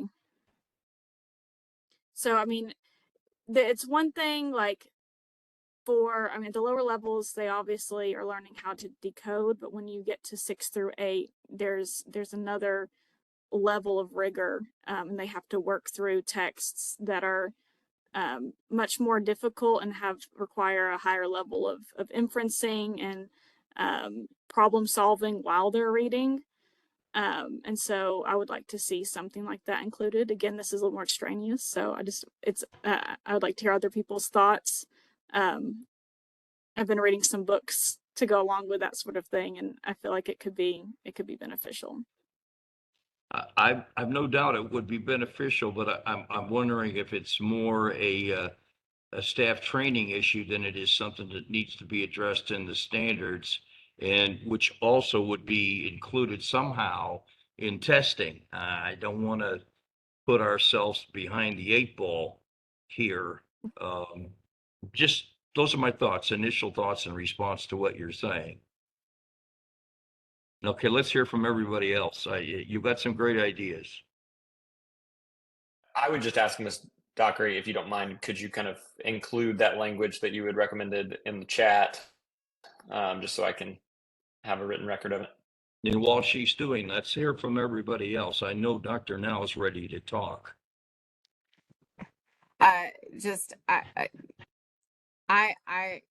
hear the feedback on that and I sympathize with that. I do think, however, that to the extent that it can be addressed in a standard, it's been done with the phrasing there with the gradual release of scaffolding at the high end as needed. And we could add further specificity there regarding strategies, I believe, in the standards guide to help teachers with that.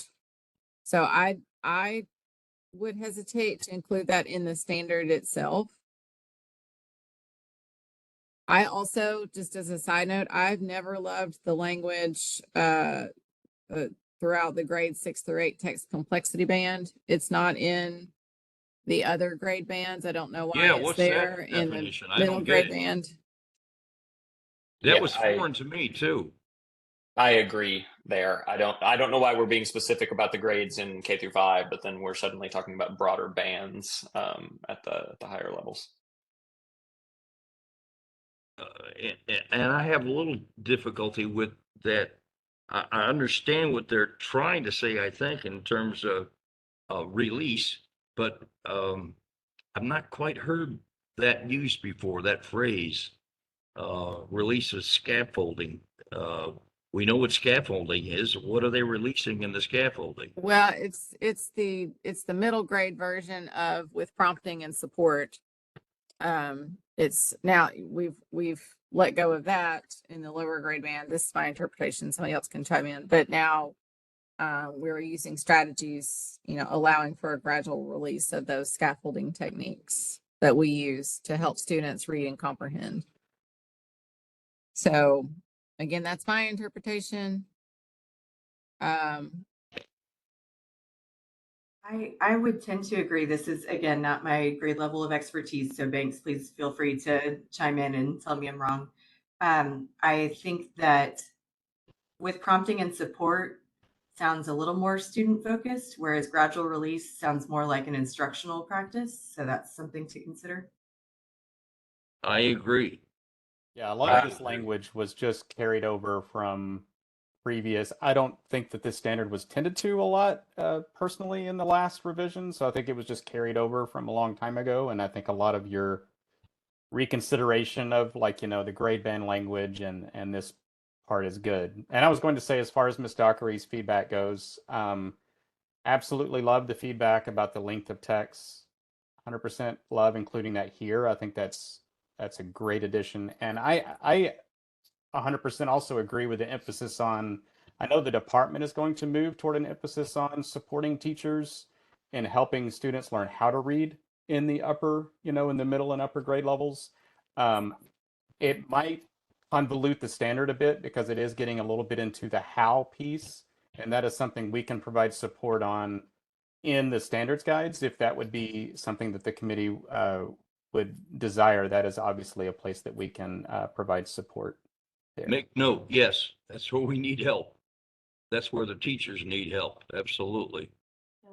One other option I'll throw on the table for consideration is we have on the wish list an option for professional development, whether it's from the department, if we want to put that in writing, or recommend that for LEAs. But I hear you, Ms. Dockery. I was teaching 7th and 8th grade social studies, trying to get students to read executive orders from Governor Faubus in the Little Rock Nine, and not everyone was necessarily ready to do that. And I was certainly underprepared as a social studies teacher. So just throw that out as one more option. You have that down, Miss Now? Okay, great. Thank you. I will say really quickly, Ms. Dockery's proposal that we incorporate a lot of the language from the 9 through 12 standards rather than the 6 through 8. If we were to do that, that language about gradual release of scaffolding at the high end as needed is not present in the 9 through 12 standards. So if we do make that change, I know it seems like some of us didn't really like that language. Others of us might have liked that language, but just flagging that language would be gone if we incorporated the language from the high school level. Okay, so are we I had- ready for a redraft now from Ms. Dockery? I think Ms. Dockery had proposed some language to add to the beginning of the standard. I have gone ahead and drafted. I brought over the language from the high grades and kind of made some edits to it. If we want to just kind of look at the differences between the proposed 6th grade standard and the 6th grade standard, if it sounded much more like the high school standard, those are side by side, and G202 and I202. If we want to look at both of those and see which we might prefer.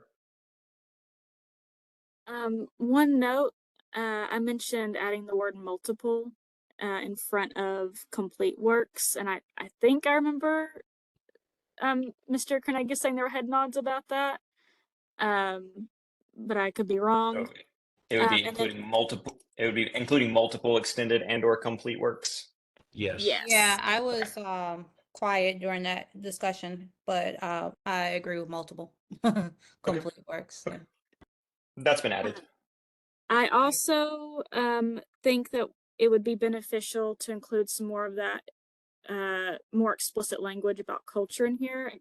Kind of dance around it, I think, and going back to the idea about this is informing instructional materials. I think it'd be good to be more specific in the 6 through 12 grades as well about culture. I agree with that. I was going to say, what if we added in diverse cultural perspectives across places and times? That seems like an appropriate place to me. Excellent In that suggestion. standard. Have you incorporated that, Coach Hilliard?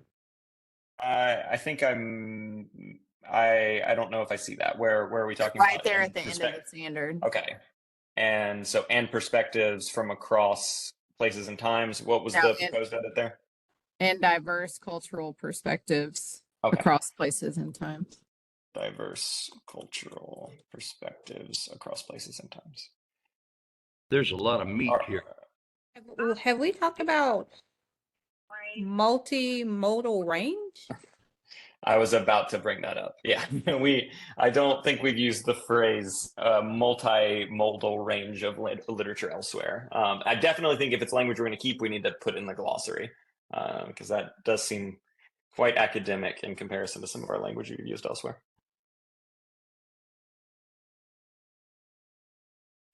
Is there a significant difference between multimodal and multimedia?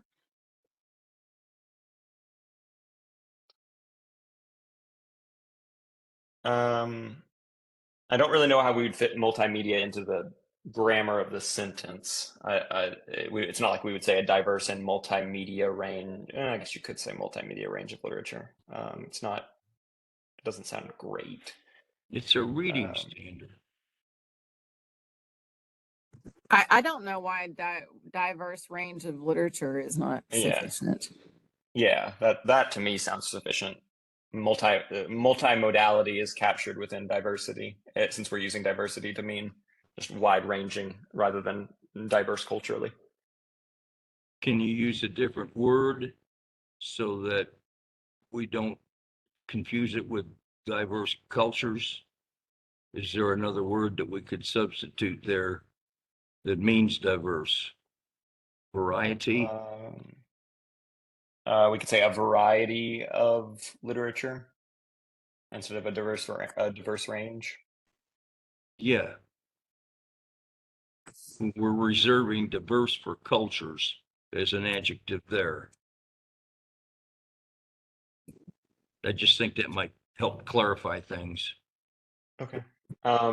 If it's all right with everyone, I'm going to read this somewhat lengthy standard just to ensure that we're hearing it all out loud.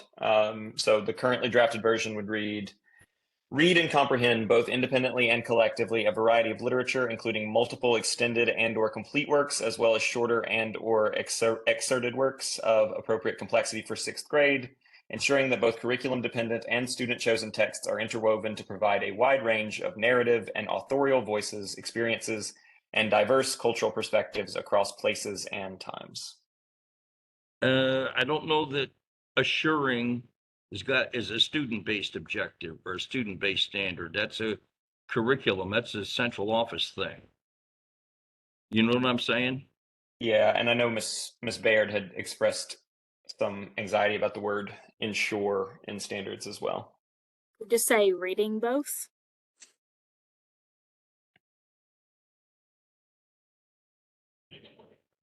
That might be better. I was wondering about the word interwoven, because that to me goes back to interwoven within the curriculum. Yeah. And that's the textbook, seems- guys. The students So we that could just don't say worry about that. That's the textbook, guys. it could be reading both curriculum dependent and student chosen texts to provide a wide range of narrative and authorial voices, perspectives. Authorial voices, experiences, and diverse cultural perspectives across places and times. To provide, is the student going to provide or to be exposed to? I think the language we've used in the K through 5 is consider. So it could be to consider a wide range of narrative and authorial voices. Like that. Yes. Oh, we're rocking and rolling now. Yeah. How do people feel about what's in I-202? I will say, just because what we do in I-202 will likely have a lot of downstream impact on what we're going to do for the remainder of this progression. So I once feel we as got good this one, about this one as we've done on any of them. I think we've added some terrific rigor here. I'll bet everybody else. Are we comfortable with all the words in there? Is there anything else? Are there any commas or semicolons that need to be in there? That's what I was thinking, Chair Carnegie. We've got a meaty sentence, but I defer to the grammar experts on the semicolons. Okay, so is that R-I or RL? I'm sorry. this is RL. This is 6.RL. Okay. Never mind. I thought we had literature instead of information. Can I get clarification on one thing? Because I know we took multimodal out. And I'm reflecting back on the conversation, I think at the very beginning, that Dr. Stout kind of flagged about text and our understanding of text and how and the evolution of text and not just being print and so forth. Is that something that the committee feels should be included here? Or not? I think is something that I would present, and I'm thinking ahead, mainly about in the year 2029, 2030, students will be interacting more and more as they are now with not just printed text, but text that are presented in multiple different formats that include images and video and all of those sorts of things. And so I'm just presenting to the committee, the option to consider of whether that should be included here, elsewhere, or not at all. So. Well, Speaking my f- question is, it's a reading standard. So if it's presented visually, I don't know that it refers to reading. I don't, that's my initial reaction. Speaking for the 912 group, that's what we were thinking, because you could have, and I've had students come through who like to watch things with subtext, and that's what they're reading, but it's still not a straight story. It is subtext on a video. There are texts even in the elementary level picture books where you can use an app and it has augmented reality going along with the text. So I think there are lots of examples now, and there will be even more examples in the future that are possible. I think that I'm also on board with bringing that language back, especially thinking about instructional materials as well, that might get left out. And I do think as English teachers, we think of text more broadly than just print. However, I think being really clear is probably beneficial. And it does, I will say, it will align well with Reading Standard 7, where students are comparing a text they read to a text presented in some other format and so forth. And so including it here would ensure those texts are there as well, yeah.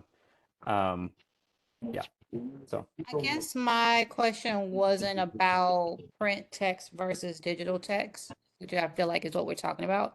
It was about the word multimodal, which, I just like to get rid of jargon as much as possible. We haven't used it before. I think we've been saying digital text, or I think we can say print and digital text. To just make it plain language. Does digital texts come across that can also be videos, or I guess multimodal? I think like music, videos, art. Does digital text get all of that across? So could we say text and multimedia? Text, multimedia, and holograms. I'm still advocating for holograms. I think my concern about drawing that distinction would be that I think we've used text to be more inclusive earlier.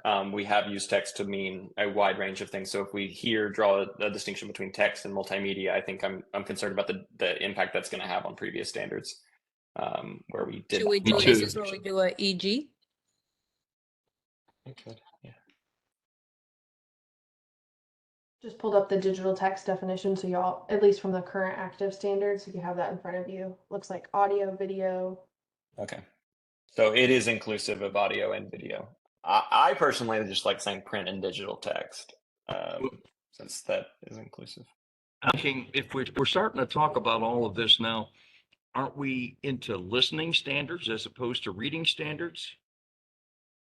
I believe this was in the parking lot for y'all to revisit. I believe this was in the parking lot for y'all to revisit at some point. Hold on. Or parking garage. My world of high school, no. In my world of high school, college, and grad school, and you teach college students, I'm talking to a professor. You read anything, and you can read an object, you can read an artifact, you can read a plant, you read the built environment.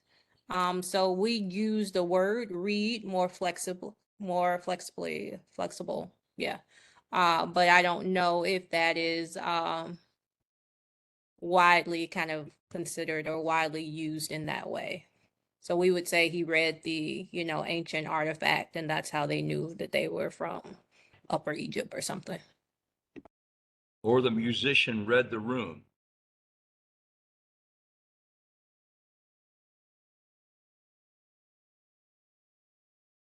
And my students read me daily. Let me just tell you. True.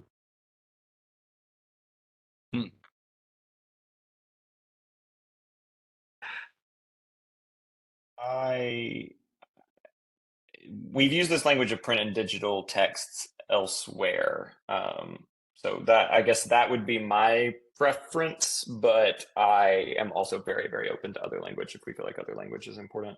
My only concern with multimodal is the concern that we've raised about, I mean, that is extraordinarily jargony, and it is language we have not used elsewhere. So I worry a little bit about the use of multimodal. If we can capture the idea of multimodality in other language, such as print or digital, I think that would be preferable.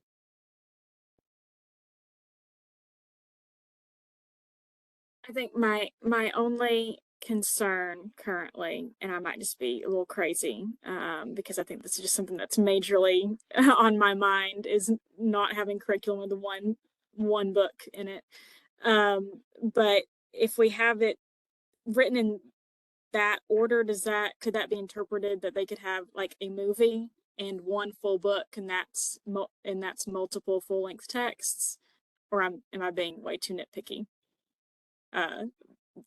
The TDOE might have information on that I wouldn't as a teacher. I mean, we can give them guidance on that. You know, I think in this is not really a standard that teachers interact with that much. It's a little bit more of a standard that kind of sets the bar for materials. And that's why I was suggesting multimodal, because it is by all means a term that publishers are familiar with and that we could define for teachers. And it's certainly one that's, because of the evolution of types of texts, that will become increasingly common and will certainly be in common usage, I think, by the time we get there. If that's the only concern, but if the committee still decides to go print or digital, we can still give them some guidance around what that means as well. So Based upon what you said, I think I'm moving towards multimodal. I could agree with that. Yeah. Regardless of what the committee decides, I can add a column for textbook commission, and we can send that directly to them. I think does the Department of Education also develop rubrics that go into the evaluation piece? yes, we do. Okay, so that's another sort of. Well, I say we do. It's in collaboration, so I'm not quite sure, but yeah, we're usually involved in that process to some degree. Okay. I'll add I another. personally have no issue with multimodal. Okay, can you put multimodal where it should be then in the wording? Or where it's been proposed? It's in I2. I drafted in I-202 language incorporating the old language. I reincorporated the old language about multimodal. So it now reads, read and comprehend both independently and collectively a range of varied and multimodal literary texts, including multiple extended and or complete works and shorter and or excerpted texts of appropriate complexity for 6th grade, reading both curriculum dependent and student chosen text to consider a wide range of narrative and authorial voices, experiences, and diverse cultural perspectives across places and times. Yes. I think we need a semicolon. I'm in favor of a semicolon, at least one. Are there any objections? So the semicolon would be Maybe after 6th grade. After 6th grade, and just Yes. change reading to read. Right. So read and comprehend both independently and collectively a range of varied and multimodal literary texts, including multiple extended and or complete works and shorter and or excerpted works of appropriate complexity for 6th grade. Semicolon, read both curriculum dependent and student chosen text to consider a wide range of narrative and authorial voices, experiences, and diverse cultural perspectives across places and times. I will just draw your attention back to the K-5 standards. Feel free to shoot this down. It's really kind of structured the same with A and B instead of separated by a semicolon. So they appear to be similar if that's an option that you prefer.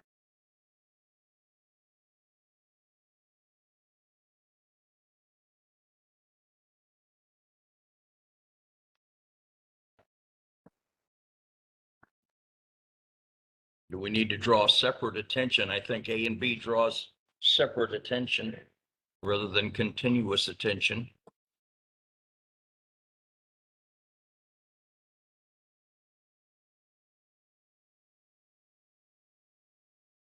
I like the way it reads. I don't know that it needs to have the separation other than a semicolon.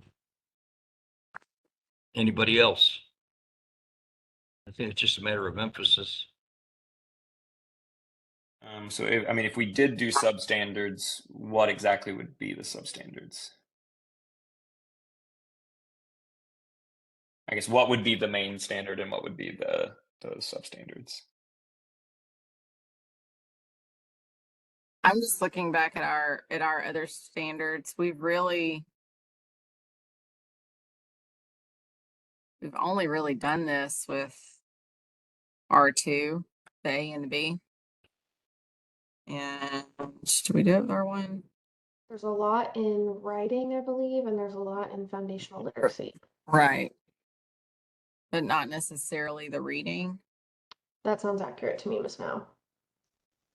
And if that's overly complicated, feel free to disregard. I'm just pointing that out.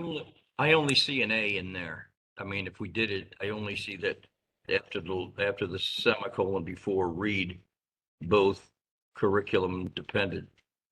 I think it's good the way it sits. That's my personal opinion. So let's see what everybody I else. mean, it could. I mean, I think what you would do is you would make the parent standard read and comprehend both independently and collectively a range of varied and multimodal literary texts. Period. And then substandard A would be something along the lines of include or read multiple extended and or complete works and shorter and or excerpted works of appropriate complexity for 6th grade. And then substandard B would be read both curriculum dependent and student chosen text to consider a wide range of narrative and authorial voices, so on and so forth.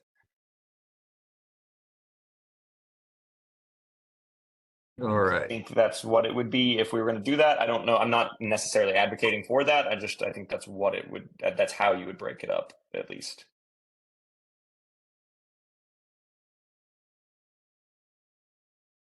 I'm fine with either. The only, I guess, thing that pulls me in that direction at all is just that would help relieve my anxiety about the one text being or multiple texts being misinterpreted. But it sounds like from what Banks was saying that that's not an issue.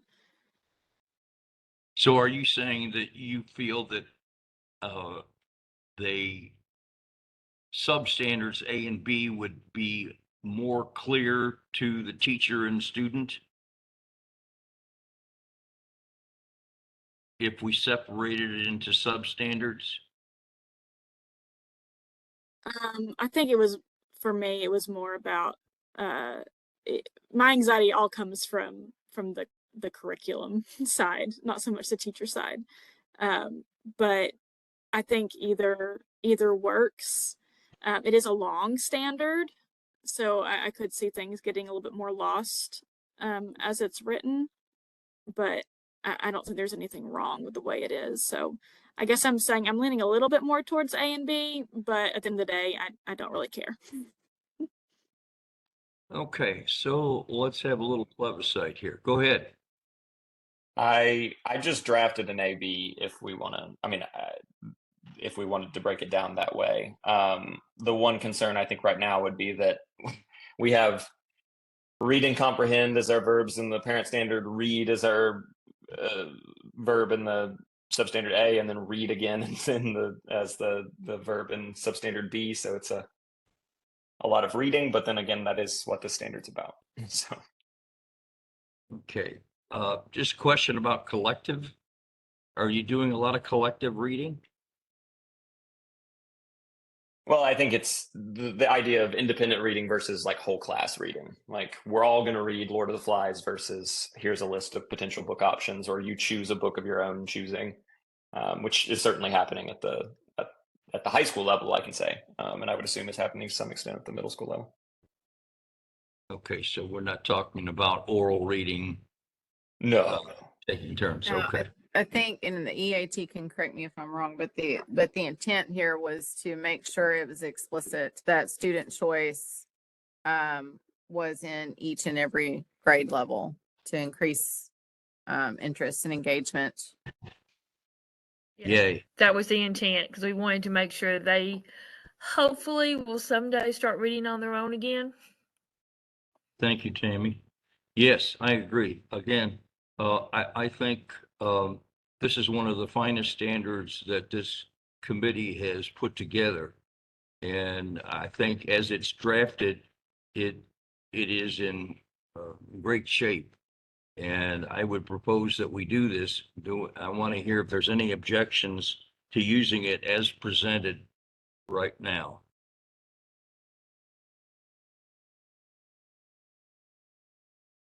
I don't hear any objections, so I think that we're done with this. And we can move on. Now, this means that you've earned your lunch ticket.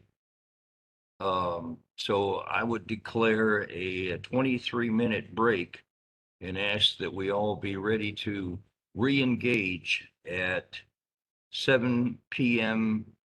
Eastern Time, 6 p.m. Central Time. Is that acceptable to everyone?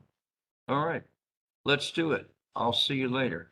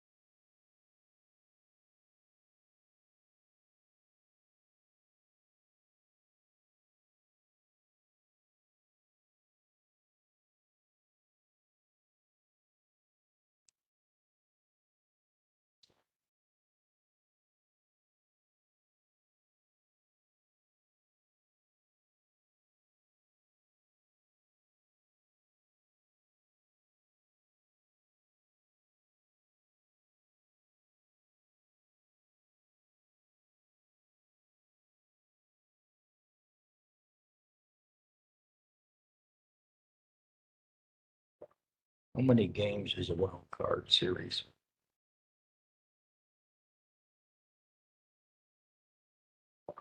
How many games is the wild card series?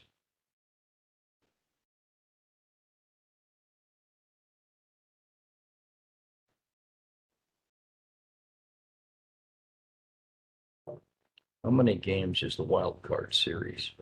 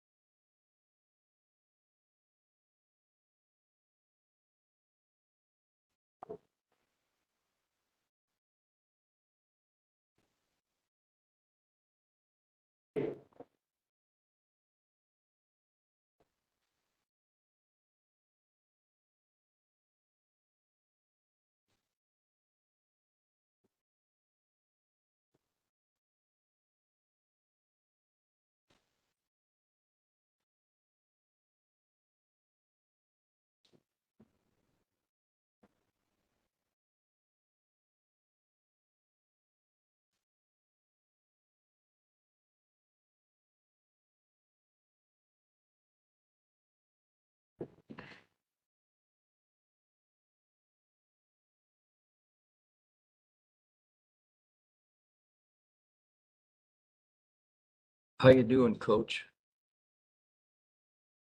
Doing all right. How are you? Doing fantastic. You're certainly earning your keep with all these revisions. I'm just doing my best. Want to be useful. You are useful. Hi, Doctor Now. No. Were you grading papers again during your intermission?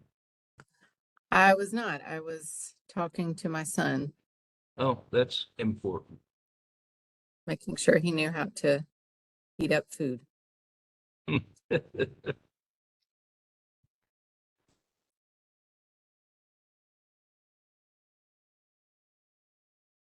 Maybe we have a Brittany coming in too.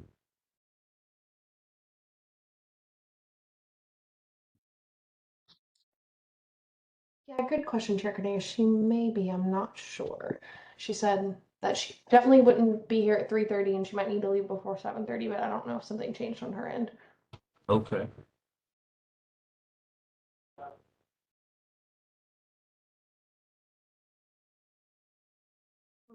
Okay, good evening, everyone. This is Winters. I made it in from tutoring. Well, hey, thank you so much for joining us. I know that tutoring is very important, and I'm glad that you helped out one of your young charges. Yes, I have third grade for the tutoring. I have like 7 students. They're meeting after school, huh? Yeah, tutoring is Tuesday, Wednesdays, and Thursdays from 3:30 to 5. Okay, so we'll miss you again tomorrow for a little bit, Yes, yes. but hopefully we'll be taking care of a lot of elective stuff, and I don't know that there's a lot of electives in elementary school. So, but it'd be great for your input in terms of that of a special educator, making sure that we're not missing some things in our consideration for the electives. Yes. So far, I see 4 members of our committee, so I can't reconvene until somebody else pops up. I think you're good. 1, 2, 3, 4, 5, 6, 7. Oh, I guess I need to, my layout is wrong. Yeah, I had to extend my box pretty significantly to get everybody. Okay, all right. Well, then, if we have that, um, it looks like we have our quorum, so I declare this meeting back in session at 7:03 Eastern Time, 6:03 Central Time.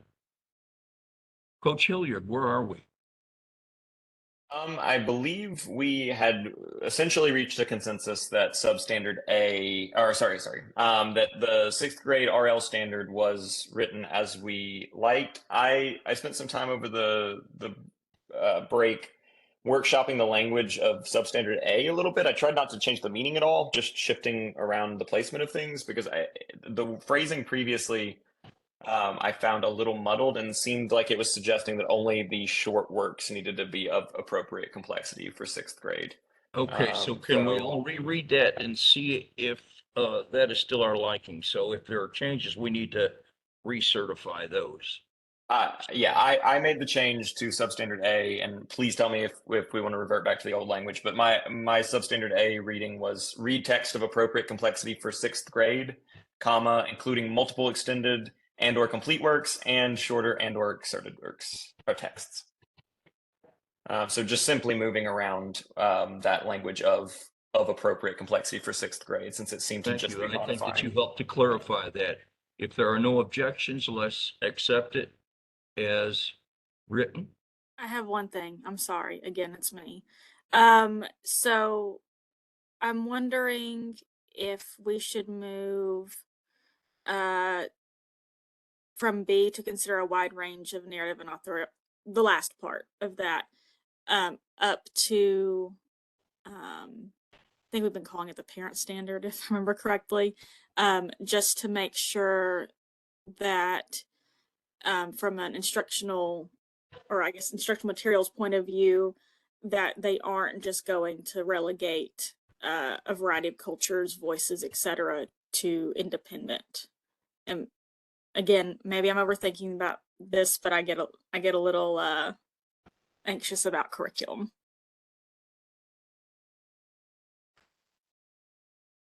Okay, so it would just be everything after to consider would be moving up to the parent standard.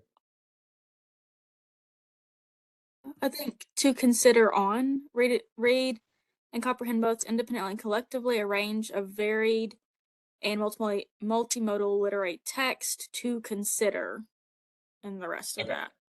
So like what I've got in I-202 right there.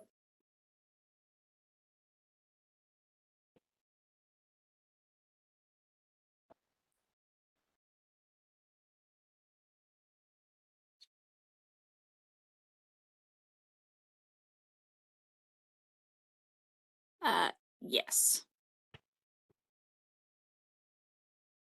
Okay. Will that proposed revision be acceptable to everyone? Okay, I hear no objections, so let's prove it and move on.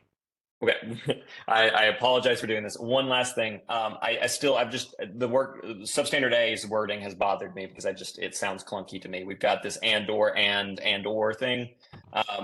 We also say including multiple extended works, but we just say shorter and exerted works. Could we say a variety of shorter and exerted works? Is everyone okay with that? Just to Are we give still a keeping quantity. multiple? Yeah, so it would still read Okay. including. I'm trying to mirror because we're keeping your multiple. We would have. I just wanted to have something because we have a quantity of extended works, but we don't have a quantity of shorter and exerted works. Obviously, we're not going to say, a specific number of shorter works because that's going to vary widely. But I just thought a variety gave a little bit of parallel structure to that. I love it. Did you say you loved it, Miss Dockery? I did. Then I guess it's going to be okay. Okay. I would approve that. Thank you. So do we want if everyone just would take a look at I-202 before we move on here, because I think this language is essentially going to be identical for the rest of this progression for RL standards. So once we're good here, I think we're pretty much good to just transport this across other grade levels as well. I think it's very precise.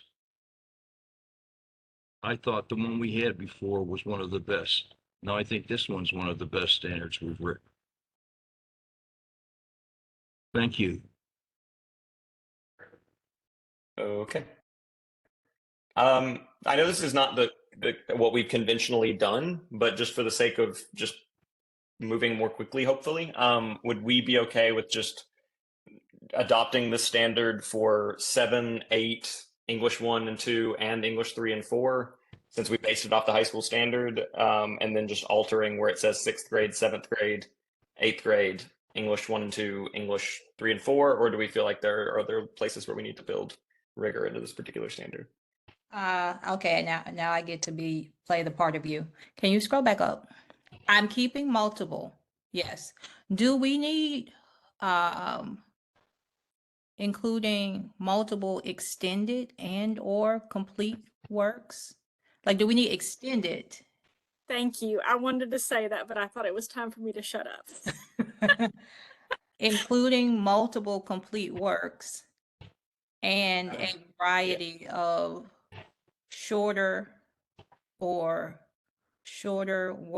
or shorter or excerpted text.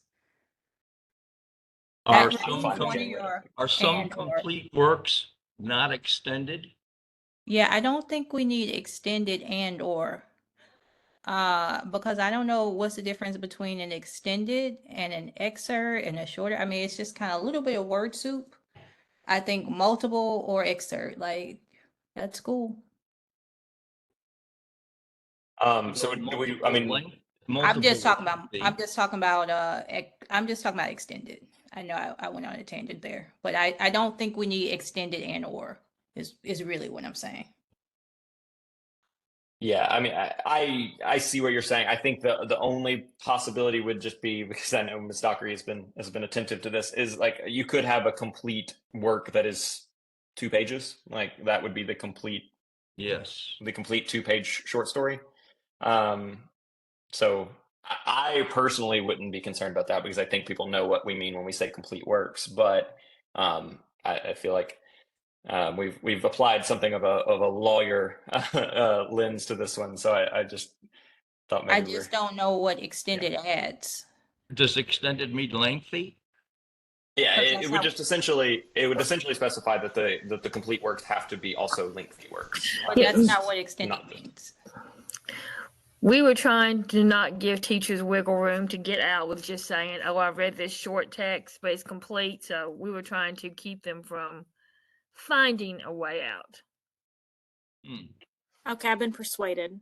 I think I was reading about excerpted. I was afraid that, for example, that excerpts from Romeo and Juliet, if it's more than a couple pages, could be counted as not a complete. So I guess that's where my brain was going, but I think I've been persuaded in the opposite direction from what I'm not persuaded yet. So We Is could it- read instead of reading the entire Odyssey, you could do maybe a couple books out of it, and that's extended, but it's not the complete. I understand what you are trying to achieve. I don't think that word achieves it. Okay. So I think what we're talking about is age appropriate complexity and age appropriate length. So read text of appropriate complexity and length for sixth grade. I have concerns about that. I think we need to be more specific, but I'm wondering, do we put books, including multiple complete books, as well as excerpted and shorter?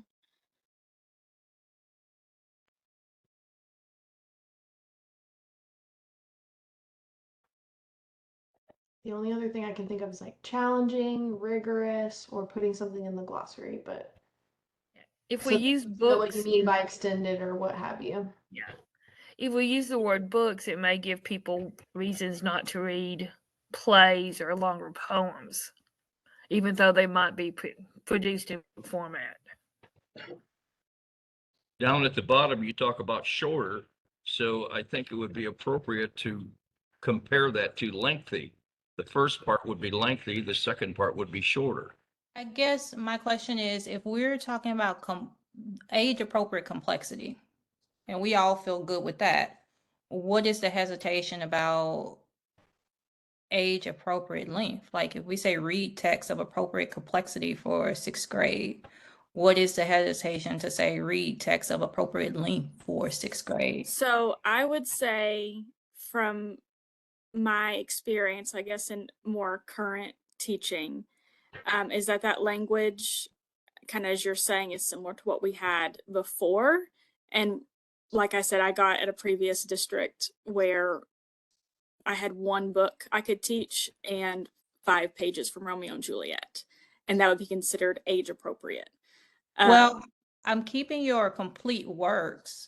It's the word extended that just seems useless to me, if I can be just candid. But if we substituted lengthy, doesn't that, and doesn't that mean the same thing? And somebody said earlier that you could do a complete work that's only 2 pages. Well, that's what I'm So- saying, age appropriate. If we're saying read text of appropriate complexity for sixth grade, then someone has made a decision of what complexity is appropriate for sixth grade. Is there not someone who makes a decision of what lengths of text are appropriate for sixth grade? I don't think so. I think the difference is that generally, like, complexity is, I feel like there are kind of largely agreed upon measures of complexity of text. I feel like there's a huge fight within the educational community right now about whether or not long form text should be included within a curricula, and I think that's something that is kind of disputed. I think there are people who would argue that it isn't necessarily, there isn't an appropriate length for a certain age level. I'm not saying that's how I feel, but I'm saying I think there would be people who would argue that. So I think it's by leaving that ambiguous, we're opening up the possibility of people across different sides of that particular debate being able to kind of interpret the standard as they see fit.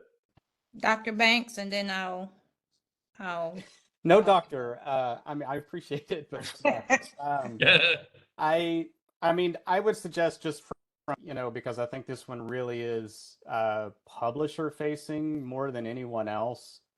That from their perspective, when they're identifying the types of text, the length of text, I think the specificity you have here with what is it, extended and or complete works, that they'll know what that means. And I do think that's better because I mean I understand what you're saying, Dr. Stout, that like as far as we're concerned is that like content people, we know what grade appropriate complexity is, but the more that you kind of identify here, especially length, because there has been a trend among certain publishers to shift more towards excerpts only, and that's precisely because of testing, if I can be candid. And I think that longer, more extended works, as all of you know, are more complex for students to operate in. So it actually increases the rigor. And I know I'm preaching to the choir here, but I think that if you specify that in the standard, it helps set the bar for publishers to know what the committee and the EAT really are wanting to be included in the materials. So if that's a helpful perspective. Well, that it absolutely is. I think that's very important. Going back to what we said in the beginning, this is instructing those people that are going to provide all the curricular materials to support these. So the clearer we could be, the better. And if you think that this is adding the clarity, I'm ready to accept it the way it's written.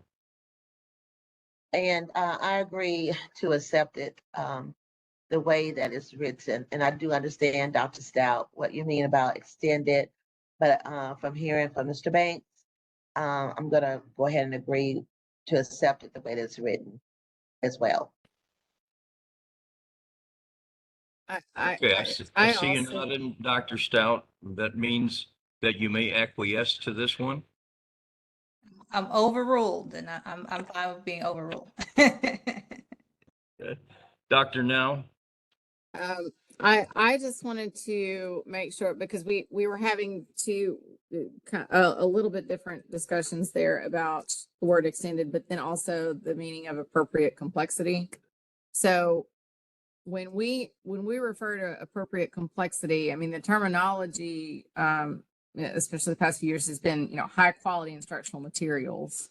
So should we in the standards guide specify high quality instructional materials to be more in alignment with So what I would the expectation there?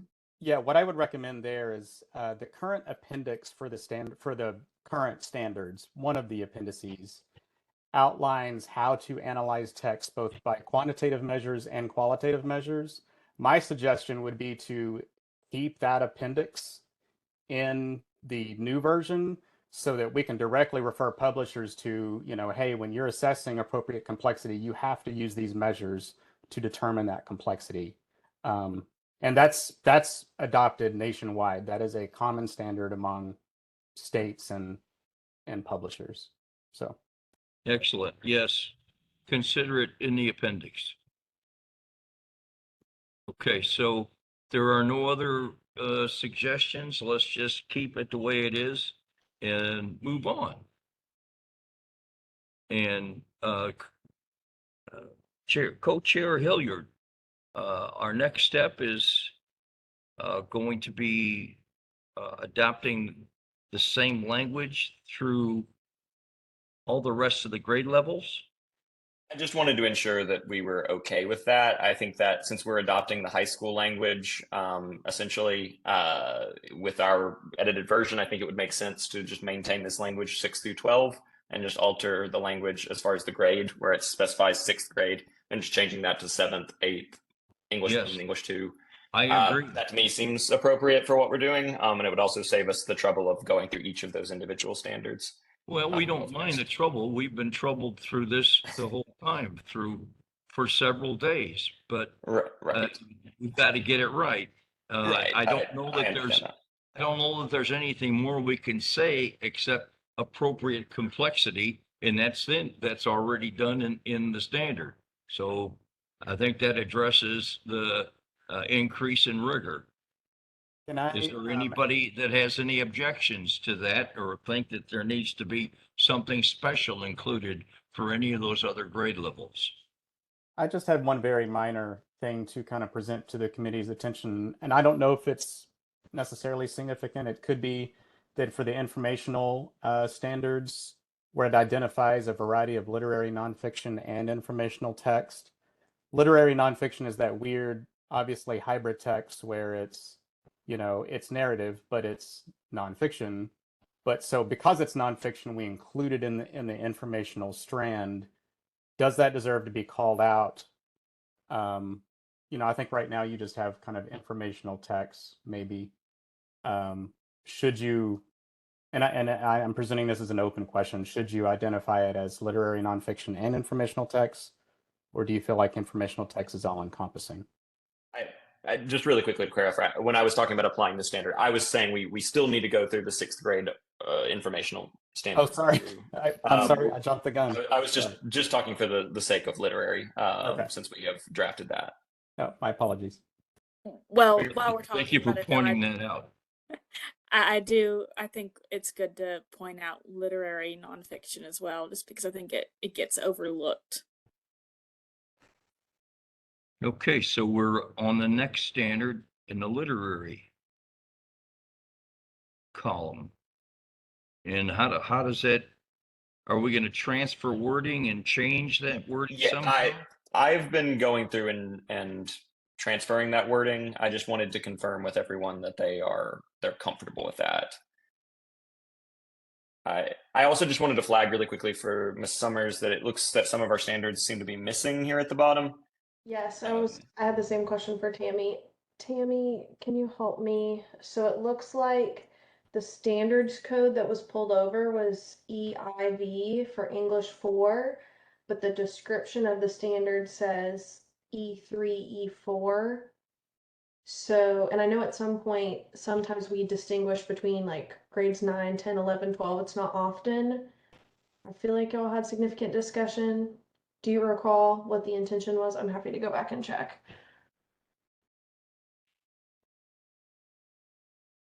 I don't, but I'll check my notes. I've got that pulled up, so let me just see. Okay. Yeah, you I'll check get and back I'll to you check. in just a second. Okay, thank you. I think while that's getting sorted out, it would make sense for us to look at the 6th grade RI standard.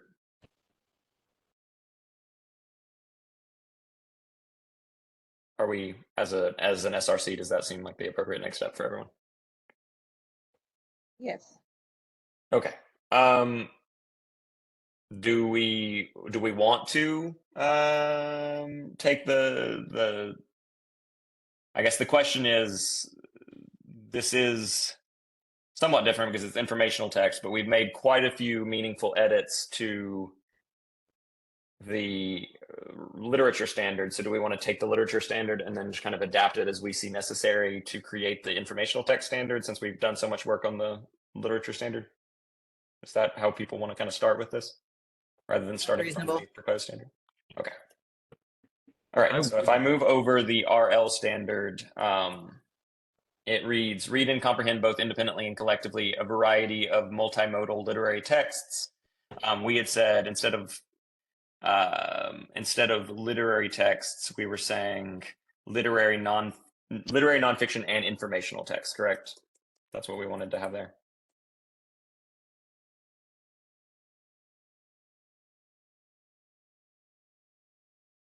Yes. Okay. Yes. Yes. And then what we're considering would likely be different, because it says to consider a wide range of narrative and authorial voices, experiences, and diverse cultural perspectives across places and times. The high school standard reads, well, no, it actually says the RI standard for the high school reads to consider a wide range of authorial voices, experiences, and perspectives across places and times. So at least in the proposed informational standard, they use that same language. I think it works because of literary nonfiction. Okay. Well, they did not say what they do. What they do drop is narrative, or where it says narrative and authorial voices. They just said authorial voices. Especially if you're going to add literary nonfiction, you need a narrative. Okay. Okay, I'm fine with that. So are we good with the parent standard then? Read and comprehend both independently and collectively a variety of multimodal literary, nonfiction, and informational texts to consider a wide range of narrative and authorial voices, experiences, and diverse cultural perspectives across places and times. It's well said. I have no objection. No objection here as well. Okay, and then the substandard would read text of appropriate complexity for 6th grade, including multiple extended and or complete works and a variety of shorter and or excerpted works. My only concern there is if we include the language of multiple extended works for both literary and informational standards, that to me reads as though we need to read multiple full-length literary works and multiple full-length informational works, which I think that would be asking quite a bit. We could do it, but I think it would be asking quite a bit. How would you I don't really word know it? how to. How would you I don't word know it? how to. I don't know how to word around that, because I think if we lose that language, then we're saying, okay, we only want you to read full length narrative text, or we only want you to read full length literary texts. And I don't think that's the case. I mean, I think it's worthwhile to read a longer work of nonfiction, but if we include the language of multiple in both of the standards, I think you're asking for multiple of both. I think Ms. Dockery has been the defendant of the word multiple, so I would just be curious to know what you think in this particular instance. I think I'm okay with not having multiple for informational. I always have my students read an informational, like full-length text, as well as an independently chosen one, but I think I'm okay with not having multiple here. I'd be interested to hear what TDOE has to say about that.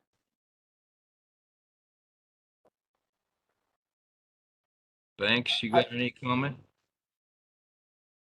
I think, sorry, I'm kind of processing it. I think the language would be fine as is. I think there's going to be certain supporting documents that we're going to have to provide to ensure that publishers know kind of what the expectations are for both literary and informational texts. And I don't think it would necessarily be the case that they would feel compelled to have just like all, complete works or anything like that. I think that they would recognize that it would be a variety of both extended / complete and or shorter texts in both literary and informational. So yeah. So whether to keep multiple there, I think is really just a judgment call. I don't think it's going to be terribly significant either way. Hey, how can we recraft this to make it as clear as we can for the teachers that are going to have to implement this?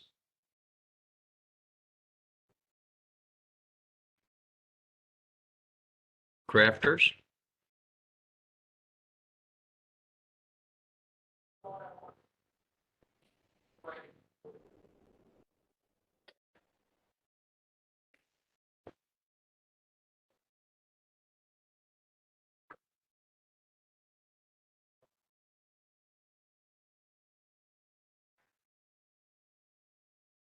Could we just say a variety for both, including a variety of extended and or complete works and shorter and or excerpted texts? It's still clunky, but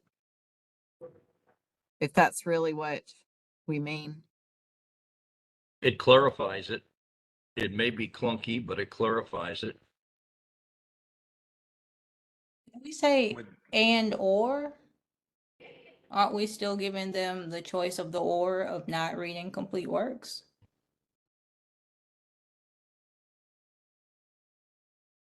Good point.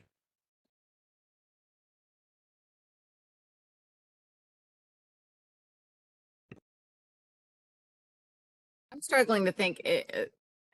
We're doing all of this, as to what's appropriate for grade level. I'm struggling to think when a 6th grader would be reading a complete nonfiction book. That's not typically what they do with nonfiction at that level. Now, at the high school level, sure. My subject area, absolutely. I'm not trying to give an out, but I am thinking about, we are already including this language about appropriate complexity. And I think considering appropriate length falls under that umbrella for the grade band. So would we just delete the language about extended and or extended and shorter works for the informational standard and just have it end after 6th grade? I wasn't necessarily saying that. Oh, okay. I was mostly talking about considering the and or portion that Dr. Stout mentioned. And again, I'm just reasoning this in my mind right now. Someone who has taught middle school recently might be able to chime in on this. Annie? Well, I teach 8th through 9th. I've taught 10th before, but 8th and 9th is my primary area.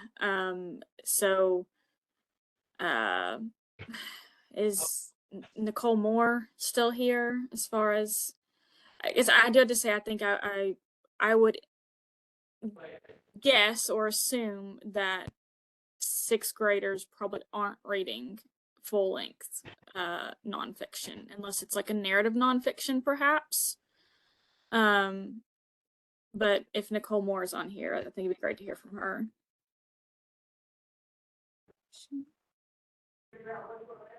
Okay, so for middle school, for 6th grade, they, from what I've observed in the past 5 years, they are only reading narrative passages, not an entire nonfiction book. So I do agree with you about narrative pieces of text, not the whole nonfiction chapters or books. So the and or conjunction words, do we need both of them? Extended and or complete work, as well as shorter and or? I'm going to keep both of those words, or are we trying to eliminate one of them? I'm going to keep both.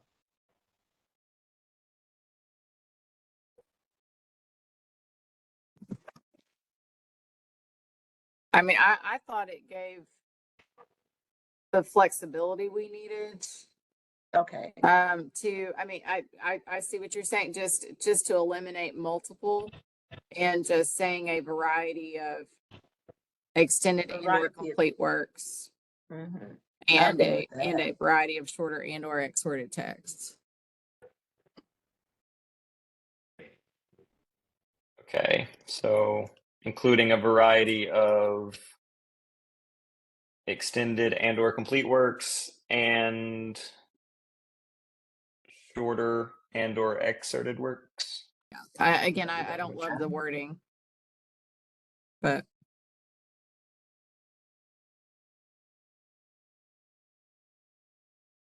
yeah, I wish there was some way around. So you love it.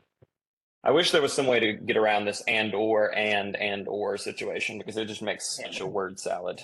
But yes, if we think extend, I mean, we drew a distinction between extended and complete. And I think we can draw a distinction between shorter and excerpted. So I suppose I see the usefulness of these words, but it does result in some really unlovely English. I'm not totally sure how I feel about this yet, but I have a potential proposal, maybe including a variety of extended, complete, shorter, and excerpted. I can't say that word for some reason. Excerpted texts or works. We're just combining this all into a list. I like that. It wouldn't eliminate the problem of the and or salad in the RL standards, but it would eliminate it in the RI. And it also would work us around this multiple concern we had. Dr. Stout put something in the chat, I believe. I'm not sure. I couldn't see it. Well, I mean, excerpts can just work by itself as a noun. Right now, we're taking a noun and turning it into an adjective. So I just said shorter text and excerpts. It's just trying to smooth out the language. It doesn't really change the meaning. It's just trying to smooth out the language and make it less jargony. Makes sense. Can you try that? The only issue with that is it would add, I mean, we're adding another noun in there. So it would make Ms. Dockery's proposal impossible. But I mean, I'm willing to try it out. I just want to know, we've had a couple different proposals, and so I'm just curious which one people want to see attempted.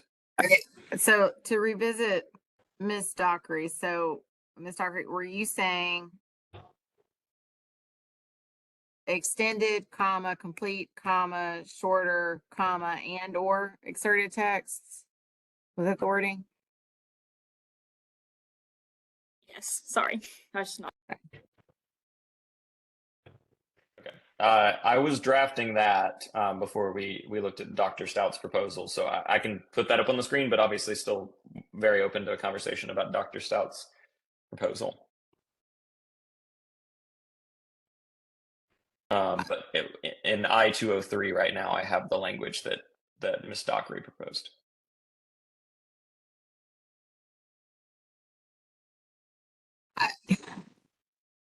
If we were worried in the first place about the possibility that we were allowing wiggle room for only shorter informational texts, then the list to me allows even more wiggle room. So I'm more inclined to agree with Dr. Stout's language, I think.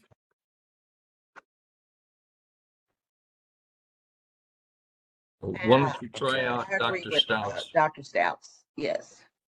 Okay. So are we eliminating the word, because that doesn't solve, I mean, that I can work on that. It doesn't eliminate the concern about multiple. So are we saying we would eliminate the word multiple?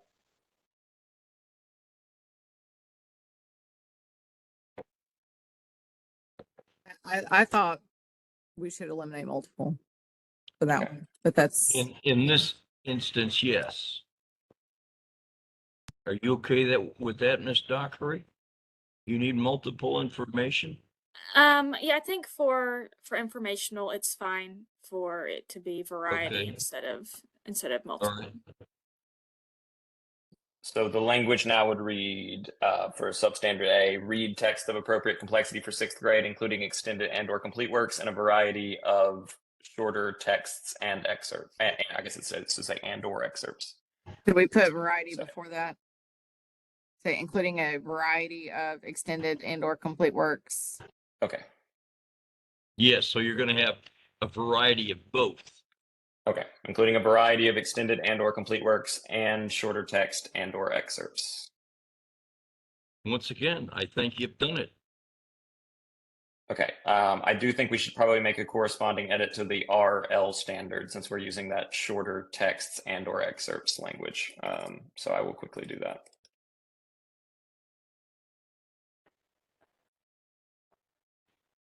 Okay, so are we good on substandard A then? I say so. I see no objections. Yay. Okay, and then are we good on substandard B? Read both curriculum dependent and student chosen texts. Absolutely. Yes. Student chosen text is so important. Okay, if we're good on those two, then I believe that this would simply be a matter of transferring the RL and the RI standards upward, incorporating the language, or just simply adjusting the language of the grade level. And that am I increases the wrong on that? complexity for each grade level. I mean, I guess the only possible change would be if we wanted to reintroduce the word multiple on the informational standard at any point. But I still don't think even at the high school level, it's relatively rare to read multiple informational text in the same grade. I would I just like agree. to say that breaks my heart. I'm not going to disagree with the group, but it just breaks my heart that I feel like there is a focus over on fiction over nonfiction. And I'm not sure if that's setting us up for success. That's my rant. I'm done. In my subject area, we read multiple nonfiction books a year, and I agree that I would like an equal weighting of both. You say you would like to keep it at the high school level? Well, English 1, we 2, might- and 3 and 4? we might consider it. Typically, in the students tend to struggle more with informational text. So to me, it makes sense to progress the level and complexity and length of the informational texts through the grade bands. I can go along with that, especially based upon your experience and that of Dr. Stout. Okay, so if I'm hearing this correctly, we would maintain the language throughout 7 and 8 of not multiple informational text, but then when they got to 9, 10, 11, and 12, we would then shift to the multiple language for high school for both informational and literary. Yes, that's what I'm This hearing. is where we add literary nonfiction that Mr. Banks mentioned. Is this where that addition comes in? We've had that all the way through. Okay. We introduced it in 6th grade and are carrying it throughout. So, are we all in agreement with that addition to English 1, 2 and English 3, 4 for multiple informational text? Mr. Hilliard, I wanted to make sure I wasn't speaking out of turn, with my own perspective. I wanted, because I know you teach at the same grade level that I do in subject area. So, I want to make sure that I'm not misrepresenting experiences here. I mean, it would represent a sea change for my classroom, because I'll be frank, I am an excerpts classroom. I most of the reading is student chosen when they read full length text. They read 4 full length texts over the course of my course, but they're never texts that I select for them. They're student selected texts. And I would say I would have to alter my expectations then to make 2 of those literary and 2 of those informational. I think generally they skew towards literary texts, but I'm comfortable doing that. In fact, that probably is the thing that should be done. So I think that's what it wouldn't Dr. work Stout's whole purpose was in making that statement. We would be So losing that if we didn't. So I'm not in any way opposed to that. Okay, well, thank you for being so flexible. Yeah, I think I worry a little bit about at least the 9-10 maybe. I think it would be a major shift in the way teachers are teaching if it was 2 nonfiction and 2 fiction a year. And there's the aspect of it's kind of hard to find appropriate, accessible, full length informational texts at like the 9-10 grade level. I know I was the one who was advocate for multiple, but I have a little bit of hesitation, at least at the 9-10 level. I think the easier I'm not is sure. 11-12. Sorry, I'm not sure it'd be a good fit to do multiple complete works of informational in 9-10 if we're talking complete novel length. I also think it would be hard to find stuff that's really appropriate Well, and maybe, interesting. well, what Banks said earlier, that this is a direction for the textbook companies and the resources to be prepared to accomplish these things. If we want the kids to be able to read informational text as opposed to be reading literary text, we're an information society now. And I think that Dr. Stout makes an excellent point. I know it's not something that's been done at this point, but maybe it needs to be done, especially, hey, we're looking 7 years from now. Well, what's going to be the call for our students to know and be able to do at that point. So, And oh, I'm could I sorry. provide some historical perspective on this? So historically, like with the standards, there has been a 50-50 split in the elementary grades with literary text and informational text. And the primary purpose of that is because they need to be building knowledge, background knowledge, before they get into the upper grades where the emphasis becomes literature. And the reason why the emphasis becomes literature is because there's other subject areas such as science and social studies, et cetera, where they are reading informational texts in those classes, but they're not reading literary texts. And so that's why traditionally ELA has always emphasized literature in the upper grade levels a little more than it's informational text. Not that I mean, they're very much integrated. It's just that it would be a pretty major shift. And I will say that the majority of the feedback from teachers are that they want the emphasis on literature. This is not Banks's perspective. I do share that perspective, but that is very much like the feedback from teachers, I will say. That is actually what I was trying to pull out. Was in the current document, it states that in high school English, emphasis should be on literature. So I would, I guess, like to say two things. One is like, for example, the way I teach like my first book in 8th grade. Like every 2 chapters, I have an informational article I pull, and we synthesize the what we just read in the novel with informational articles and do writing on it. So I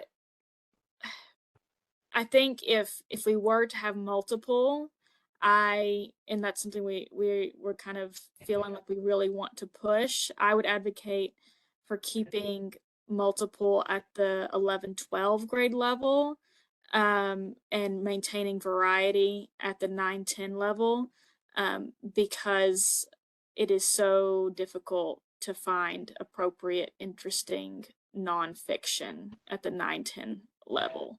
Unfortunately, I wish it wasn't that way, but as far as full-length books. Dr. Stout? Say informational, are we also considering autobiographies?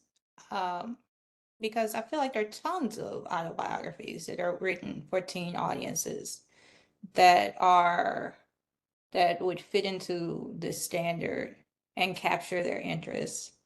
I guess I'm going back to the skills I feel like they need to set them up for success in society. And literature is wonderful and it's important, and they need to understand literature. But I also wonder if we're setting them up as strongly as we could if we're not also getting them to read multiple nonfiction texts. I mean, a child could go through their career in Tennessee, their high school career, and read 4 nonfiction books. Like, So for that my just, clarity, and because I mean I agree with you for the most part. Is the question is not to get rid of informational text. It's about the length, correct? well, I guess we're deciding if basically everybody's saying, this is what I think I hear. They're going to read probably about 4 full-length books a year. Are we saying we want that 2 and 2, or are we saying we want that 3 and 1? And I'm saying I'd like to see that 2 and 2. I'd like to see that balance. I agree with you, Catherine. I I- also agree. I'm sorry to interrupt, Chair Cornegas. What were you going to say? No, that's enough. I also agree. I wonder if I'm interpreting what we've written the same way that others are, because when we say read texts of appropriate complexity, including multiple extended and/or complete works, we did not say books. Yes, complete works implies books, but extended does not have to mean a full-length book. And we also said shorter texts or excerpts. So I don't know that, but by the time we add the literary standard in there, I don't know that we're saying 4 full-length books a year. That's not the way that I interpreted it at all. This gives us that flexibility. I just have to mention one more thing. I know Ms. Dockery brought this up earlier in the evening about the students' problems with comprehension. I think being able to comprehend an informational text is a little bit different than comprehending a literary text. And I think if we're going to work on that comprehension, we need to work on that informational text comprehension. I know as a student myself, I had a heck of a time comprehending informational text. It's something else. So I have to agree with this. I'm glad that you brought this up. I guess I do have one thing that I wasn't thinking in the moment about literary nonfiction. I think literary nonfiction, like night, it's technically literature, but also can be, would fall under that literary nonfiction umbrella. And I agree with that. Literary nonfiction is not something that would be, for example, in a science or social studies class, and would be very much appropriate to kind of fill that slot in ELA, because it's certainly informational, but still concerns narrative. So when you say informational text, does that include literary nonfiction? To me, it has in the conversation, but now I hear. Okay, I didn't realize that. Okay. Okay. But maybe I'm reading it wrong. So, I mean, that's why conversation is good. I think we do have literary nonfiction in there if I remember our discussion correctly. So yeah, I think that our standard reads read and comprehend both independently and collectively a variety of multimodal literary nonfiction and informational texts. I think that relieves my anxiety about multiple, because I was just thinking like, what is it, like the omnivore's dilemma, or I feel like it's always like something about eating that they choose for informational and with the 9-10 grade band. Okay, so are we getting more comfortable with this informational? 2 and 2, or 1.5 and 2.5? We get some flexibility in there. Yeah, I mean, I'll just add that the way that we've written these standards thus far, I don't see a major shift the way they're written, not the way that I'm interpreting them. I see an emphasis on incorporating the necessity of reading longer or complete works, but I don't see an undue weighting of genre or type of text. I just see that we've allowed for the possibility for both and the necessity of both in some form or fashion. Does that make sense? It makes sense to me. Yes. But if that's not the way that we've written it, and if I'm misinterpreting it, then someone else could. So Does it have to be rewritten to say what you want it to say? I like the way it's written right now. Who else likes the way it's written right now? Who wants to change it? I like the way it's written right now as well. Okay. Thank you, Rosemary.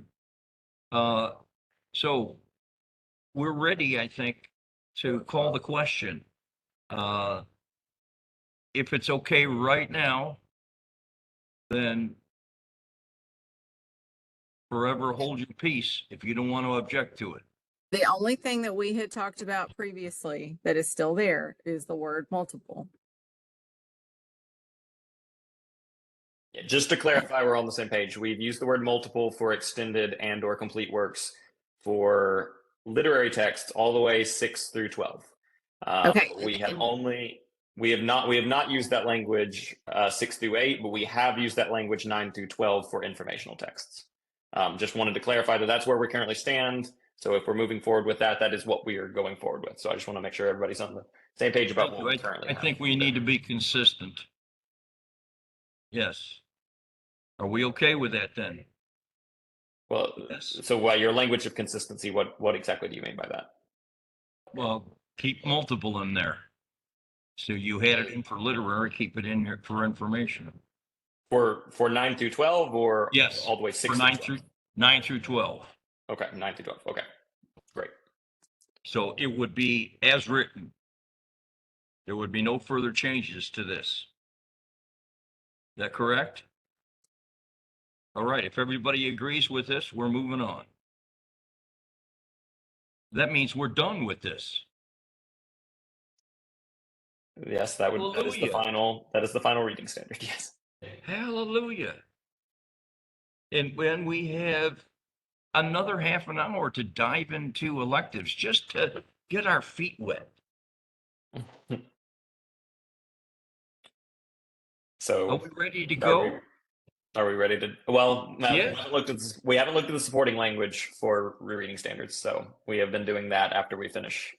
Okay. I think Miss Beard and I revised that on our last day, so hopefully we're in good shape. Let's see.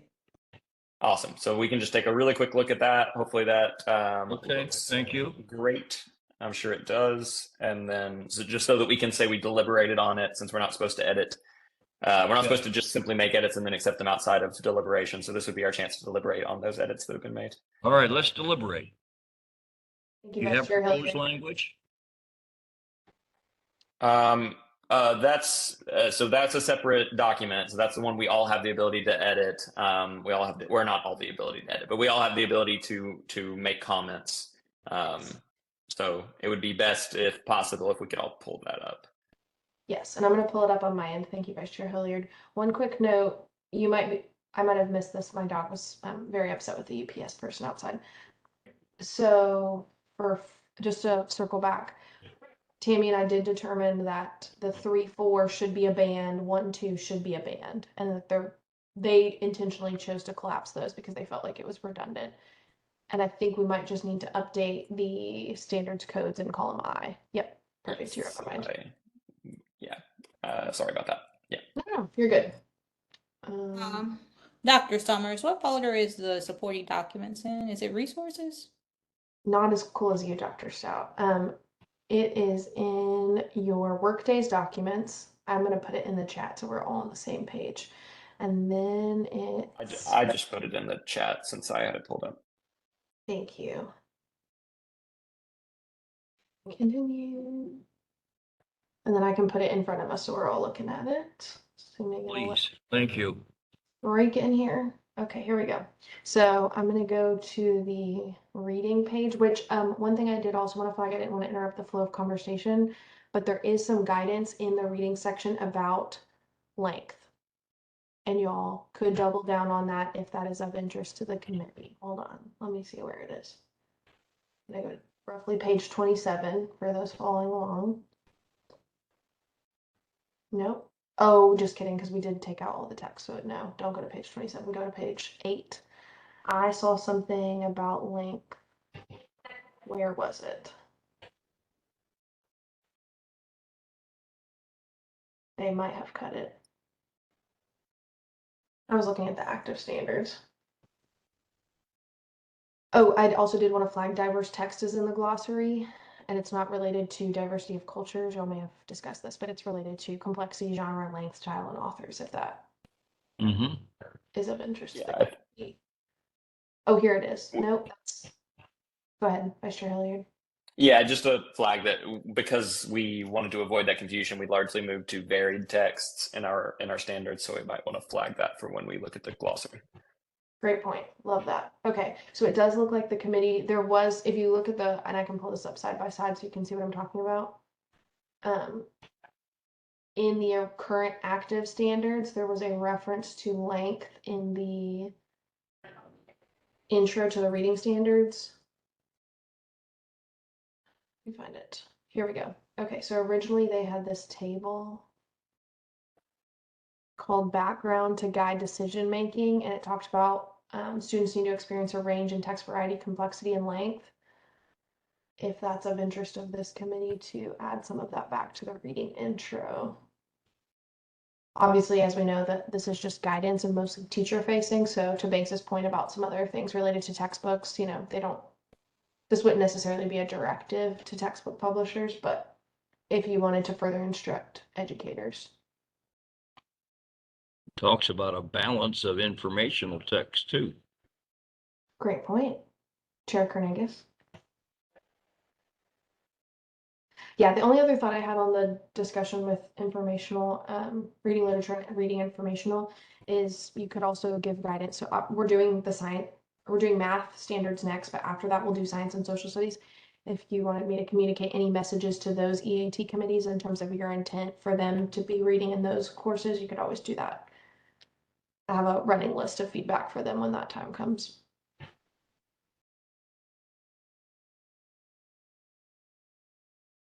So just to recap, on the left is the current active standards for the reading section. And on the right is what you are actively proposing changes to. And the request is that your edits are in track changes like we have right here from whoever this lovely person is. Look at Vice Chair Hilliard. And then if you have a substantive change, to just put in the comment, why you did what you did. But don't worry about any grammar changes. We'll know what that is.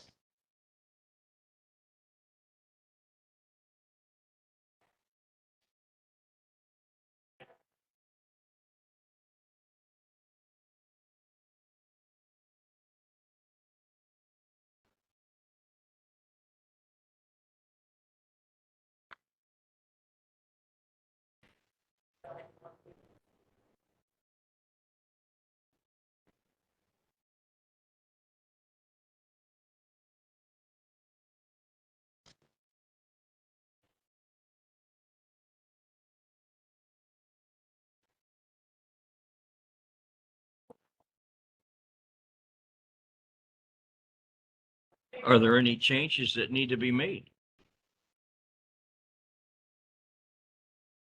I updated the cornerstones based off of the edits we've made to cornerstones. So those are just the edits we've already made. So nothing new there, just updating language. Thank you. So have we finished this task? Yes? If the committee feels as though we have, then I feel comfortable moving on. Is the committee comfortable with this? Sorry, did we Don't apologize, Annie. change? Did we change 10? Because I think we changed the cornerstone to include culture. If I remember correctly, is that a change that's been made here?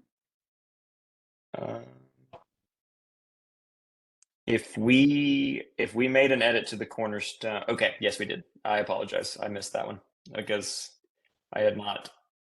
Yeah, sorry. No explanation needed. I just missed it. So Thank you for bringing that to our attention, Annie. Yes. I also see down in the last paragraph of the reading supporting language, there it says by emphasizing student choice and savvy, adept ? Yeah, I didn't know which one sounded better, if savvy sounded too playful. So whichever one you think is best is fine. Any suggestions there?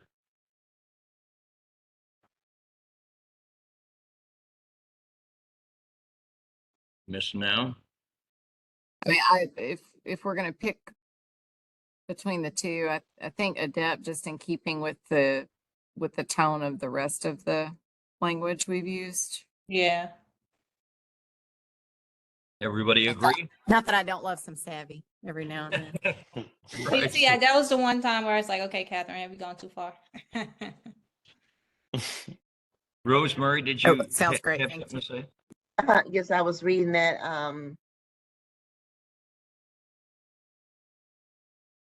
So Dr. Sav, I know savvy, but I'm gonna go with adapt. All right. I think we've got consensus now on this part of our job. And that completes all the reading standards, ladies and gentlemen. Well, sorry, one note. I keep doing that, but I was still reading. This is That just a almost small completes change. the reading standard. It says the core tenets, and it looks like "the" was kept, but there's nothing else to go along with What paragraph are you? the last paragraph. Okay. 5 lines up. There's just a "the" hanging out by Oh, itself. yeah, okay. I think I moved the tenants up higher, so you're right, that one should be deleted. If you can see in that second sentence, that's where the core tenant kind of line is. So I have deleted that extra "the."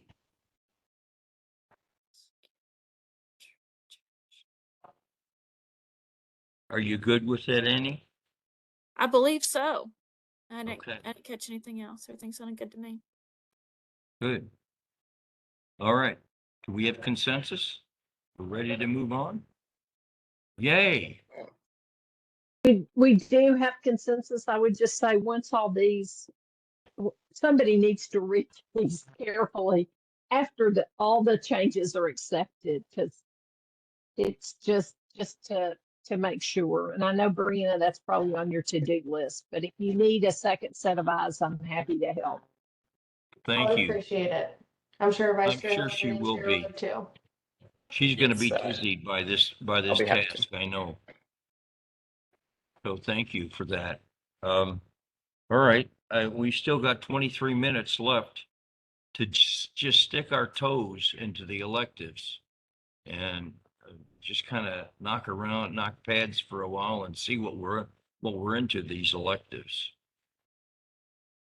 Again, I can't say enough about how you folks have really upped the game for our kids in Tennessee in these standards. You should feel very proud about what you've just done. All Totally right. agree. These electives are in no particular order, so feel free to direct me wherever the spirit moves you. The only place that would probably be hard is journalism, because there's 4 of them, unless y'all want to sleep on journalism. Let's Yeah, just I would start. say let's not start with journalism, because we probably need to do it in a complete conversation. Yes, and creative writing and advanced creative writing, they're not super long, but they are also, siblings, if you will. So we could Okay. start somewhere else if the spirit moves us. Let's see what's after that. Speech and comp would be a standalone option. Visual literacy. Speech and comp, if I remember correctly, is relatively short. Yes, very so. 11 standards as it stands. So that could be Let's do a quickie then. Let's do speech and comp. Okay, here we are. Ms. Summers, I know there was a document that had descriptions of each of the elective courses that we had access to. Is there a possibility you could link that in the chat? Of course. 1 second. Just because some of these courses might be unfamiliar to SRC members. What line does speech and comp start on? It is 107. Okay, great point, Vice Chair Hilliard. That is open, and it's also your supporting text. And just as a reminder, one of the few goals that State Board was hoping to accomplish is to take the elective courses and eventually move it all into one document so that you match your compatriots in math and other subjects, so that it's very clear which electives go with which. So this document is separate now just for the purposes of you seeing the descriptions and stuff, but I will combine those if that is okay with this committee. Okay, and so that means we would need to make edits to this supporting language document, just like we've been making edits to the core standards supporting language, correct? Exactly. And if you scroll down, and I can pull this up over here. Hold on. Let me get back to just so we're all on the same page. Well, thank you for outlining our tasks, Brianna. We would have skipped that if if you didn't point that out, I'm sure. Oh, I think that's all the vice chair. Hold on. Let's see. Okay.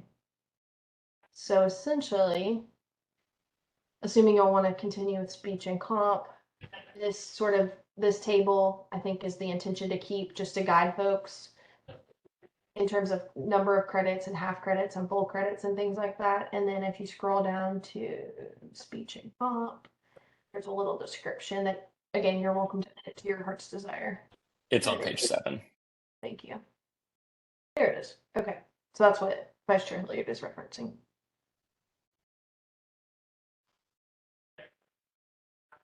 Okay. So speech and communications is a speaking course about different types of communication using a variety of digital media. It expands on speaking and listening standards. We probably need to be attentive to make sure we adjust those speaking and listening standards based off of the edits we made to the speaking and listening standards. And then there's a note there at the bottom as well. But we probably shouldn't look at the supporting language first, since we typically do the standards and then do the supporting language. Right. Just wanted to make sure everybody was aware of what the course was. Yes. So if we go back to the spreadsheet, we're on the electives tab, row 107. Did we do something with media formats and other standards? Or was that typical language? You remember anybody? Mhm. Apparently not. So, We did a couple like multimedia, I think has been used. Multimodal was up for discussion, but I think cut maybe question mark. Yeah, I think we've used multimedia at places. We have used obviously we've used text and or print and digital at places, though that isn't really pertinent to what we're doing here per se. Oh, so diverse media formats is in speaking and listening under SLCC2, at least in the current standards. So that could be a good place to check for consistency, which is I think why you have some of that guidance in the course description for electives. But there's 10 instances of something similar to diverse media. Here we go, 10 instances, yeah. So, oh, you've also got it in the original intro of the reading standards, but I'm pretty sure that's been cut. okay, so that's pretty consistent language then. Assuming that you all kept it in the speaking and listening, that would be my only flag. But it is not defined in the glossary.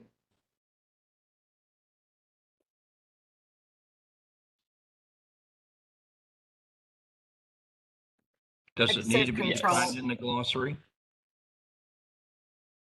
Oh, I that's just true. did Go ahead.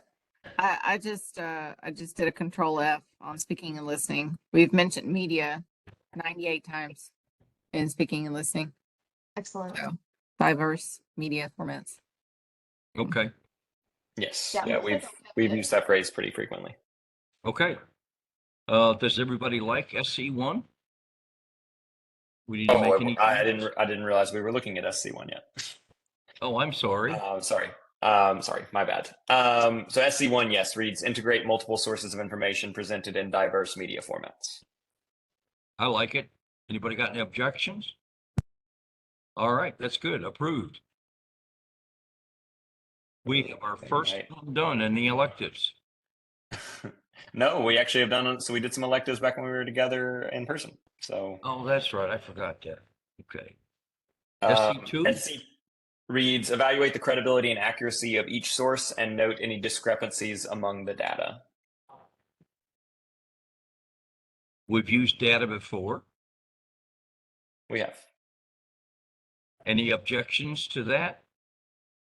Does it sound rigorous?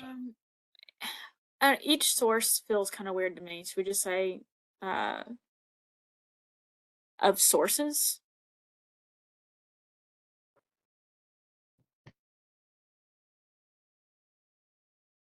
I like that. Yeah, each source just doesn't quite get it for me either. Okay, so just changing each source to sources. Mm-hmm. So it would read evaluate the credibility and accuracy of sources and note any discrepancies among the data.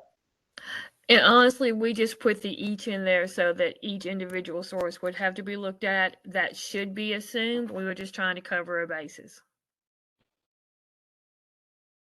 Are you comfortable with sources? I'm okay with it. Like I said, we were just trying to make sure there was no wiggle room. Well, and especially as we move forward, when we think about that term that we now call digital tools, right? But AI and whatever generation X, Y, Z is for AI in 8, 9 years,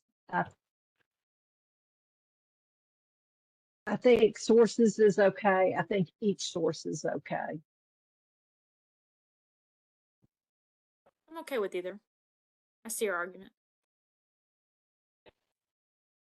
What's more powerful? What's more consistent? I mean, I think they essentially say the exact same thing. I think we're parsing a difference that isn't really there. But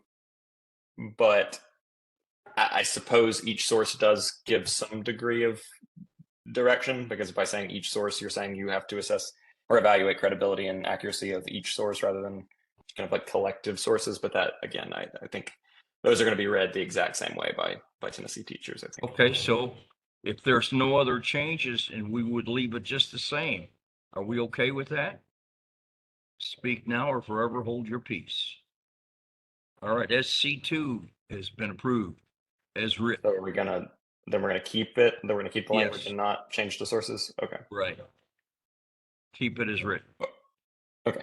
SC3 reads, initiate and participate effectively with varied partners in a range of collaborative discussions on appropriate topics, texts, and issues, building on others' ideas and expressing their own clearly and persuasively. I think that's nearly identical to one of the speaking and listening standards. Am I wrong there? It sounds like it to me, but I wonder if we should just make sure there's no differences between the two. Yeah, there probably are. Is this it by chance, Lucas? I mean, Vice Chair Hilliard? What was the question? I just found this under credible in okay. English 1-2, if that's jogging to your memory.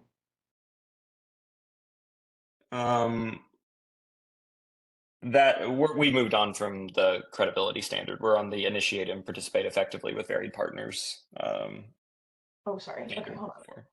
Where are we? This is the same language as speaking and listening standard 1. Oh, here we go. Okay.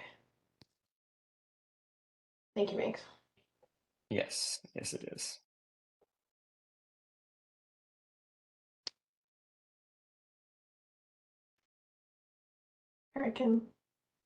This is the cornerstone. Yeah. So should we just take the language of the cornerstone and move it over to the selective standard? Because we made some edits. I can copy and paste it over. Instead of saying initiate and participate, we said prepare for and participate. And then we also changed some of the other wording in other places.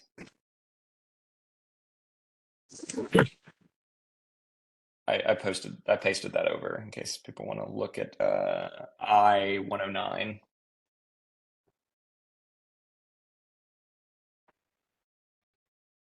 I think that's great.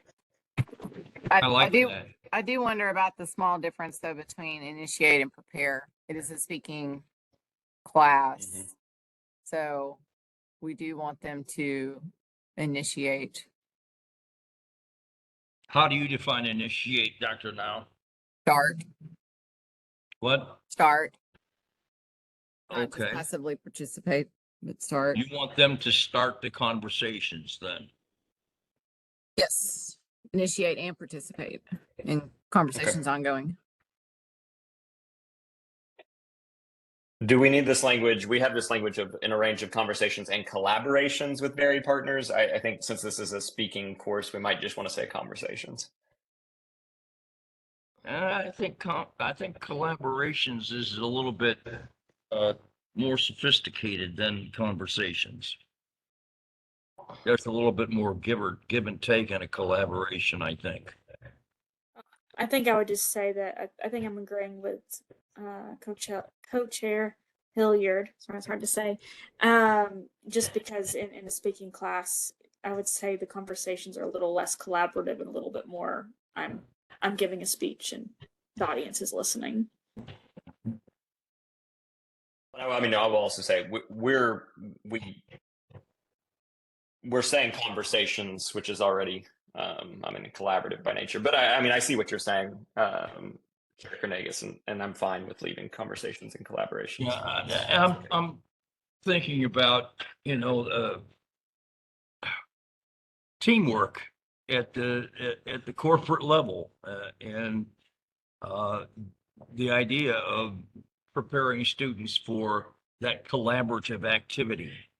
So it has to do with give and take and developing ideas among a group of partners or a small group of students that comes up with a synthesis of results. So it's more than a conversation. It's much more than a conversation, in my opinion. We were thinking debates also. And that's more collaboration than just a speech. Mm-hmm. Okay, then I'm fine with conversations and collaborations. That's Okay. fine with me. So are we okay with it as stated right now?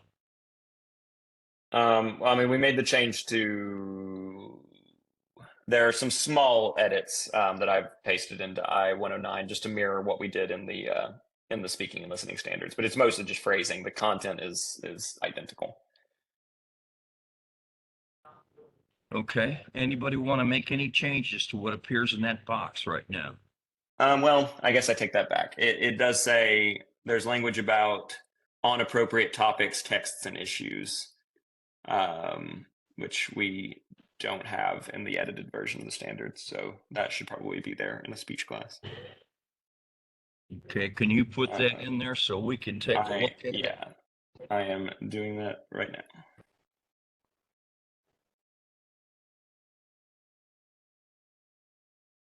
Okay, so it would read, initiate and participate effectively in a range of conversations and collaborations on appropriate topics, texts, and issues with varied partners, peers, and adults, building on others' ideas and expressing one's own ideas clearly and persuasively. Rigorous. I like that. Anybody have any objections to that? Additions, corrections? All No right. additions, no corrections. Okay, thank you. All right, so then SC 4. So SC4, this is row 110 again. This one has substandards, just so we're all aware. Present information, findings, and supporting evidence. So that is the parent standard. Substandard A is convey a clear and distinct perspective that is relevant to purpose, audience, and task. B is provide a cohesive line of reasoning. C is address alternative or opposing perspectives. And D is provide organization, development, substance, and style appropriate to the task. That's meaty. We talked about address, I think, earlier in our conversations. Did we use a different word? Yeah, we had a long conversation about acknowledging and addressing and refuting, and we went on for a long time about that. I think we ultimately came down to initially you acknowledge something and then you move towards addressing it. I think in a speech class you would want to address, you would not want to acknowledge. Okay. All right. So What about the word substance? I'm not sure about that word there. Which What about word? content in substandard D? Provide organization development, substance, and style. Would we like content better?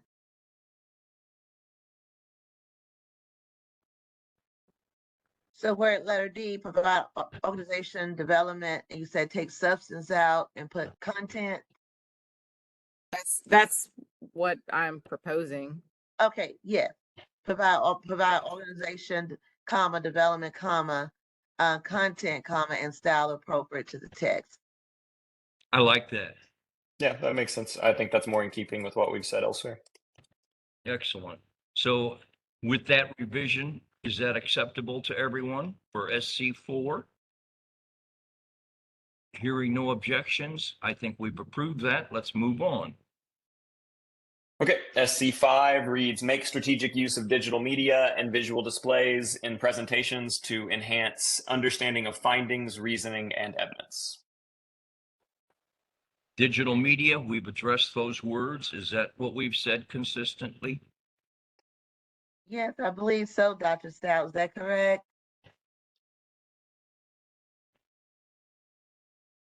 Dr. Stout? I'm trying to look for the unmute button.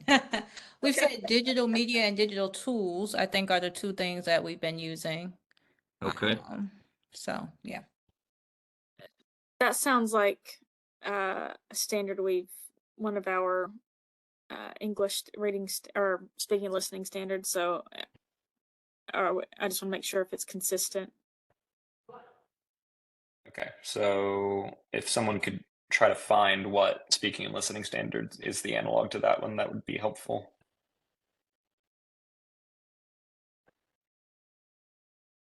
Found 22 instances, particularly in a cornerstone. Okay, yeah, I found it. It's the cornerstone for standard 5. Let's see if it's identical. So our cornerstone for standard 5 reads, make strategic use of digital media and visual displays of data to express information and enhance understanding of presentations. So there is a slight difference between what we're saying here and the cornerstone, if we want to make that identical to the cornerstone. So small difference, but it is a difference. Suggestions? Anything that would improve clarity? Consistency? I mean, I like the word enhance instead of express. Oh, I'm sorry, it is there. Never mind. To express information.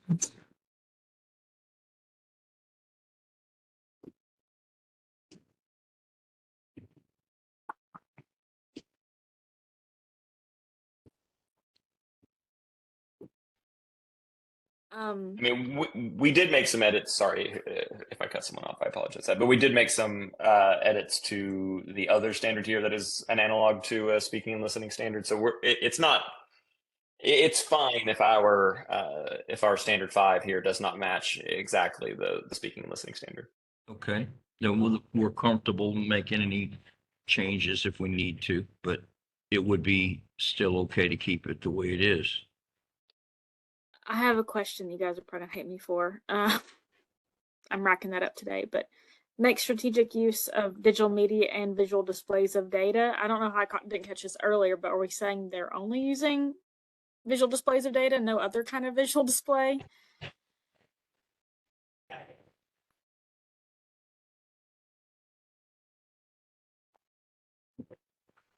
So do we want to make that edit to the cornerstone for speaking and listening?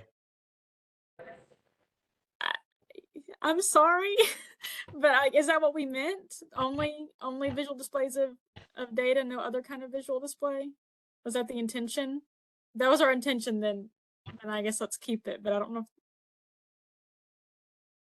I mean, I don't think that was our intention. No.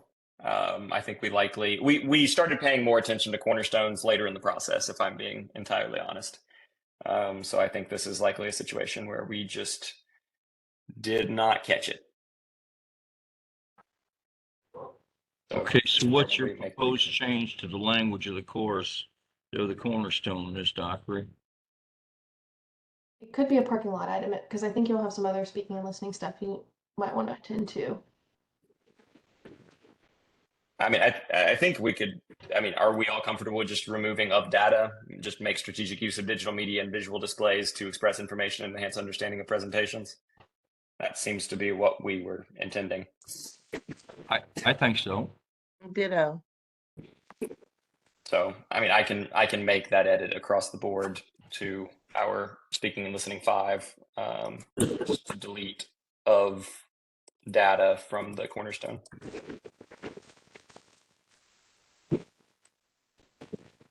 Okay, having made that change, then do we need to do anything to this particular standard, SC5, to make it acceptable to the committee? Yeah, I guess the question at this point is, do we want to use the cornerstone language, or do we want to just use the language as was originally proposed for the standard? They're slightly different. They essentially say very similar things, but which language do we want to use? They're both on your screen on row 111. One is in G and one is in I. So just whichever we prefer.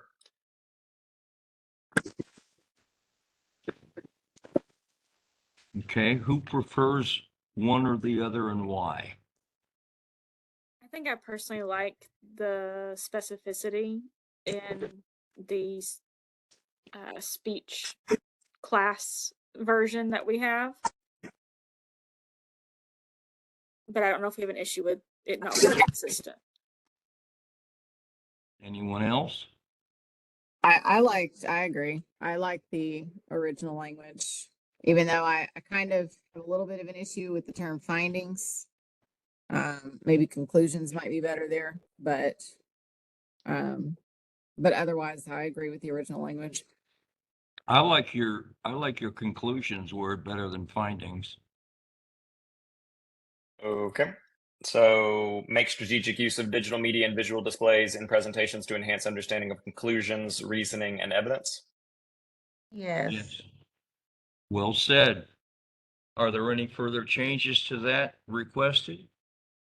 Rosemary, you good? Oh, I'm good. Yes. Okay. Well, great. I think we've actually gone through 5 standards, count them, 5 standards from the electives. And we have a rapid pace for reviewing and approval established. I think we're going to get done tomorrow, folks. So let's keep up the good work. It is now 8:32 here in the mountains, and it's 7:32 there on the plains. And are there any other final questions or comments before we dismiss? Well, with no further business, this meeting is adjourned, and we'll see you tomorrow again at 3:30 Central, 4:30 Eastern. Have a great night, everyone.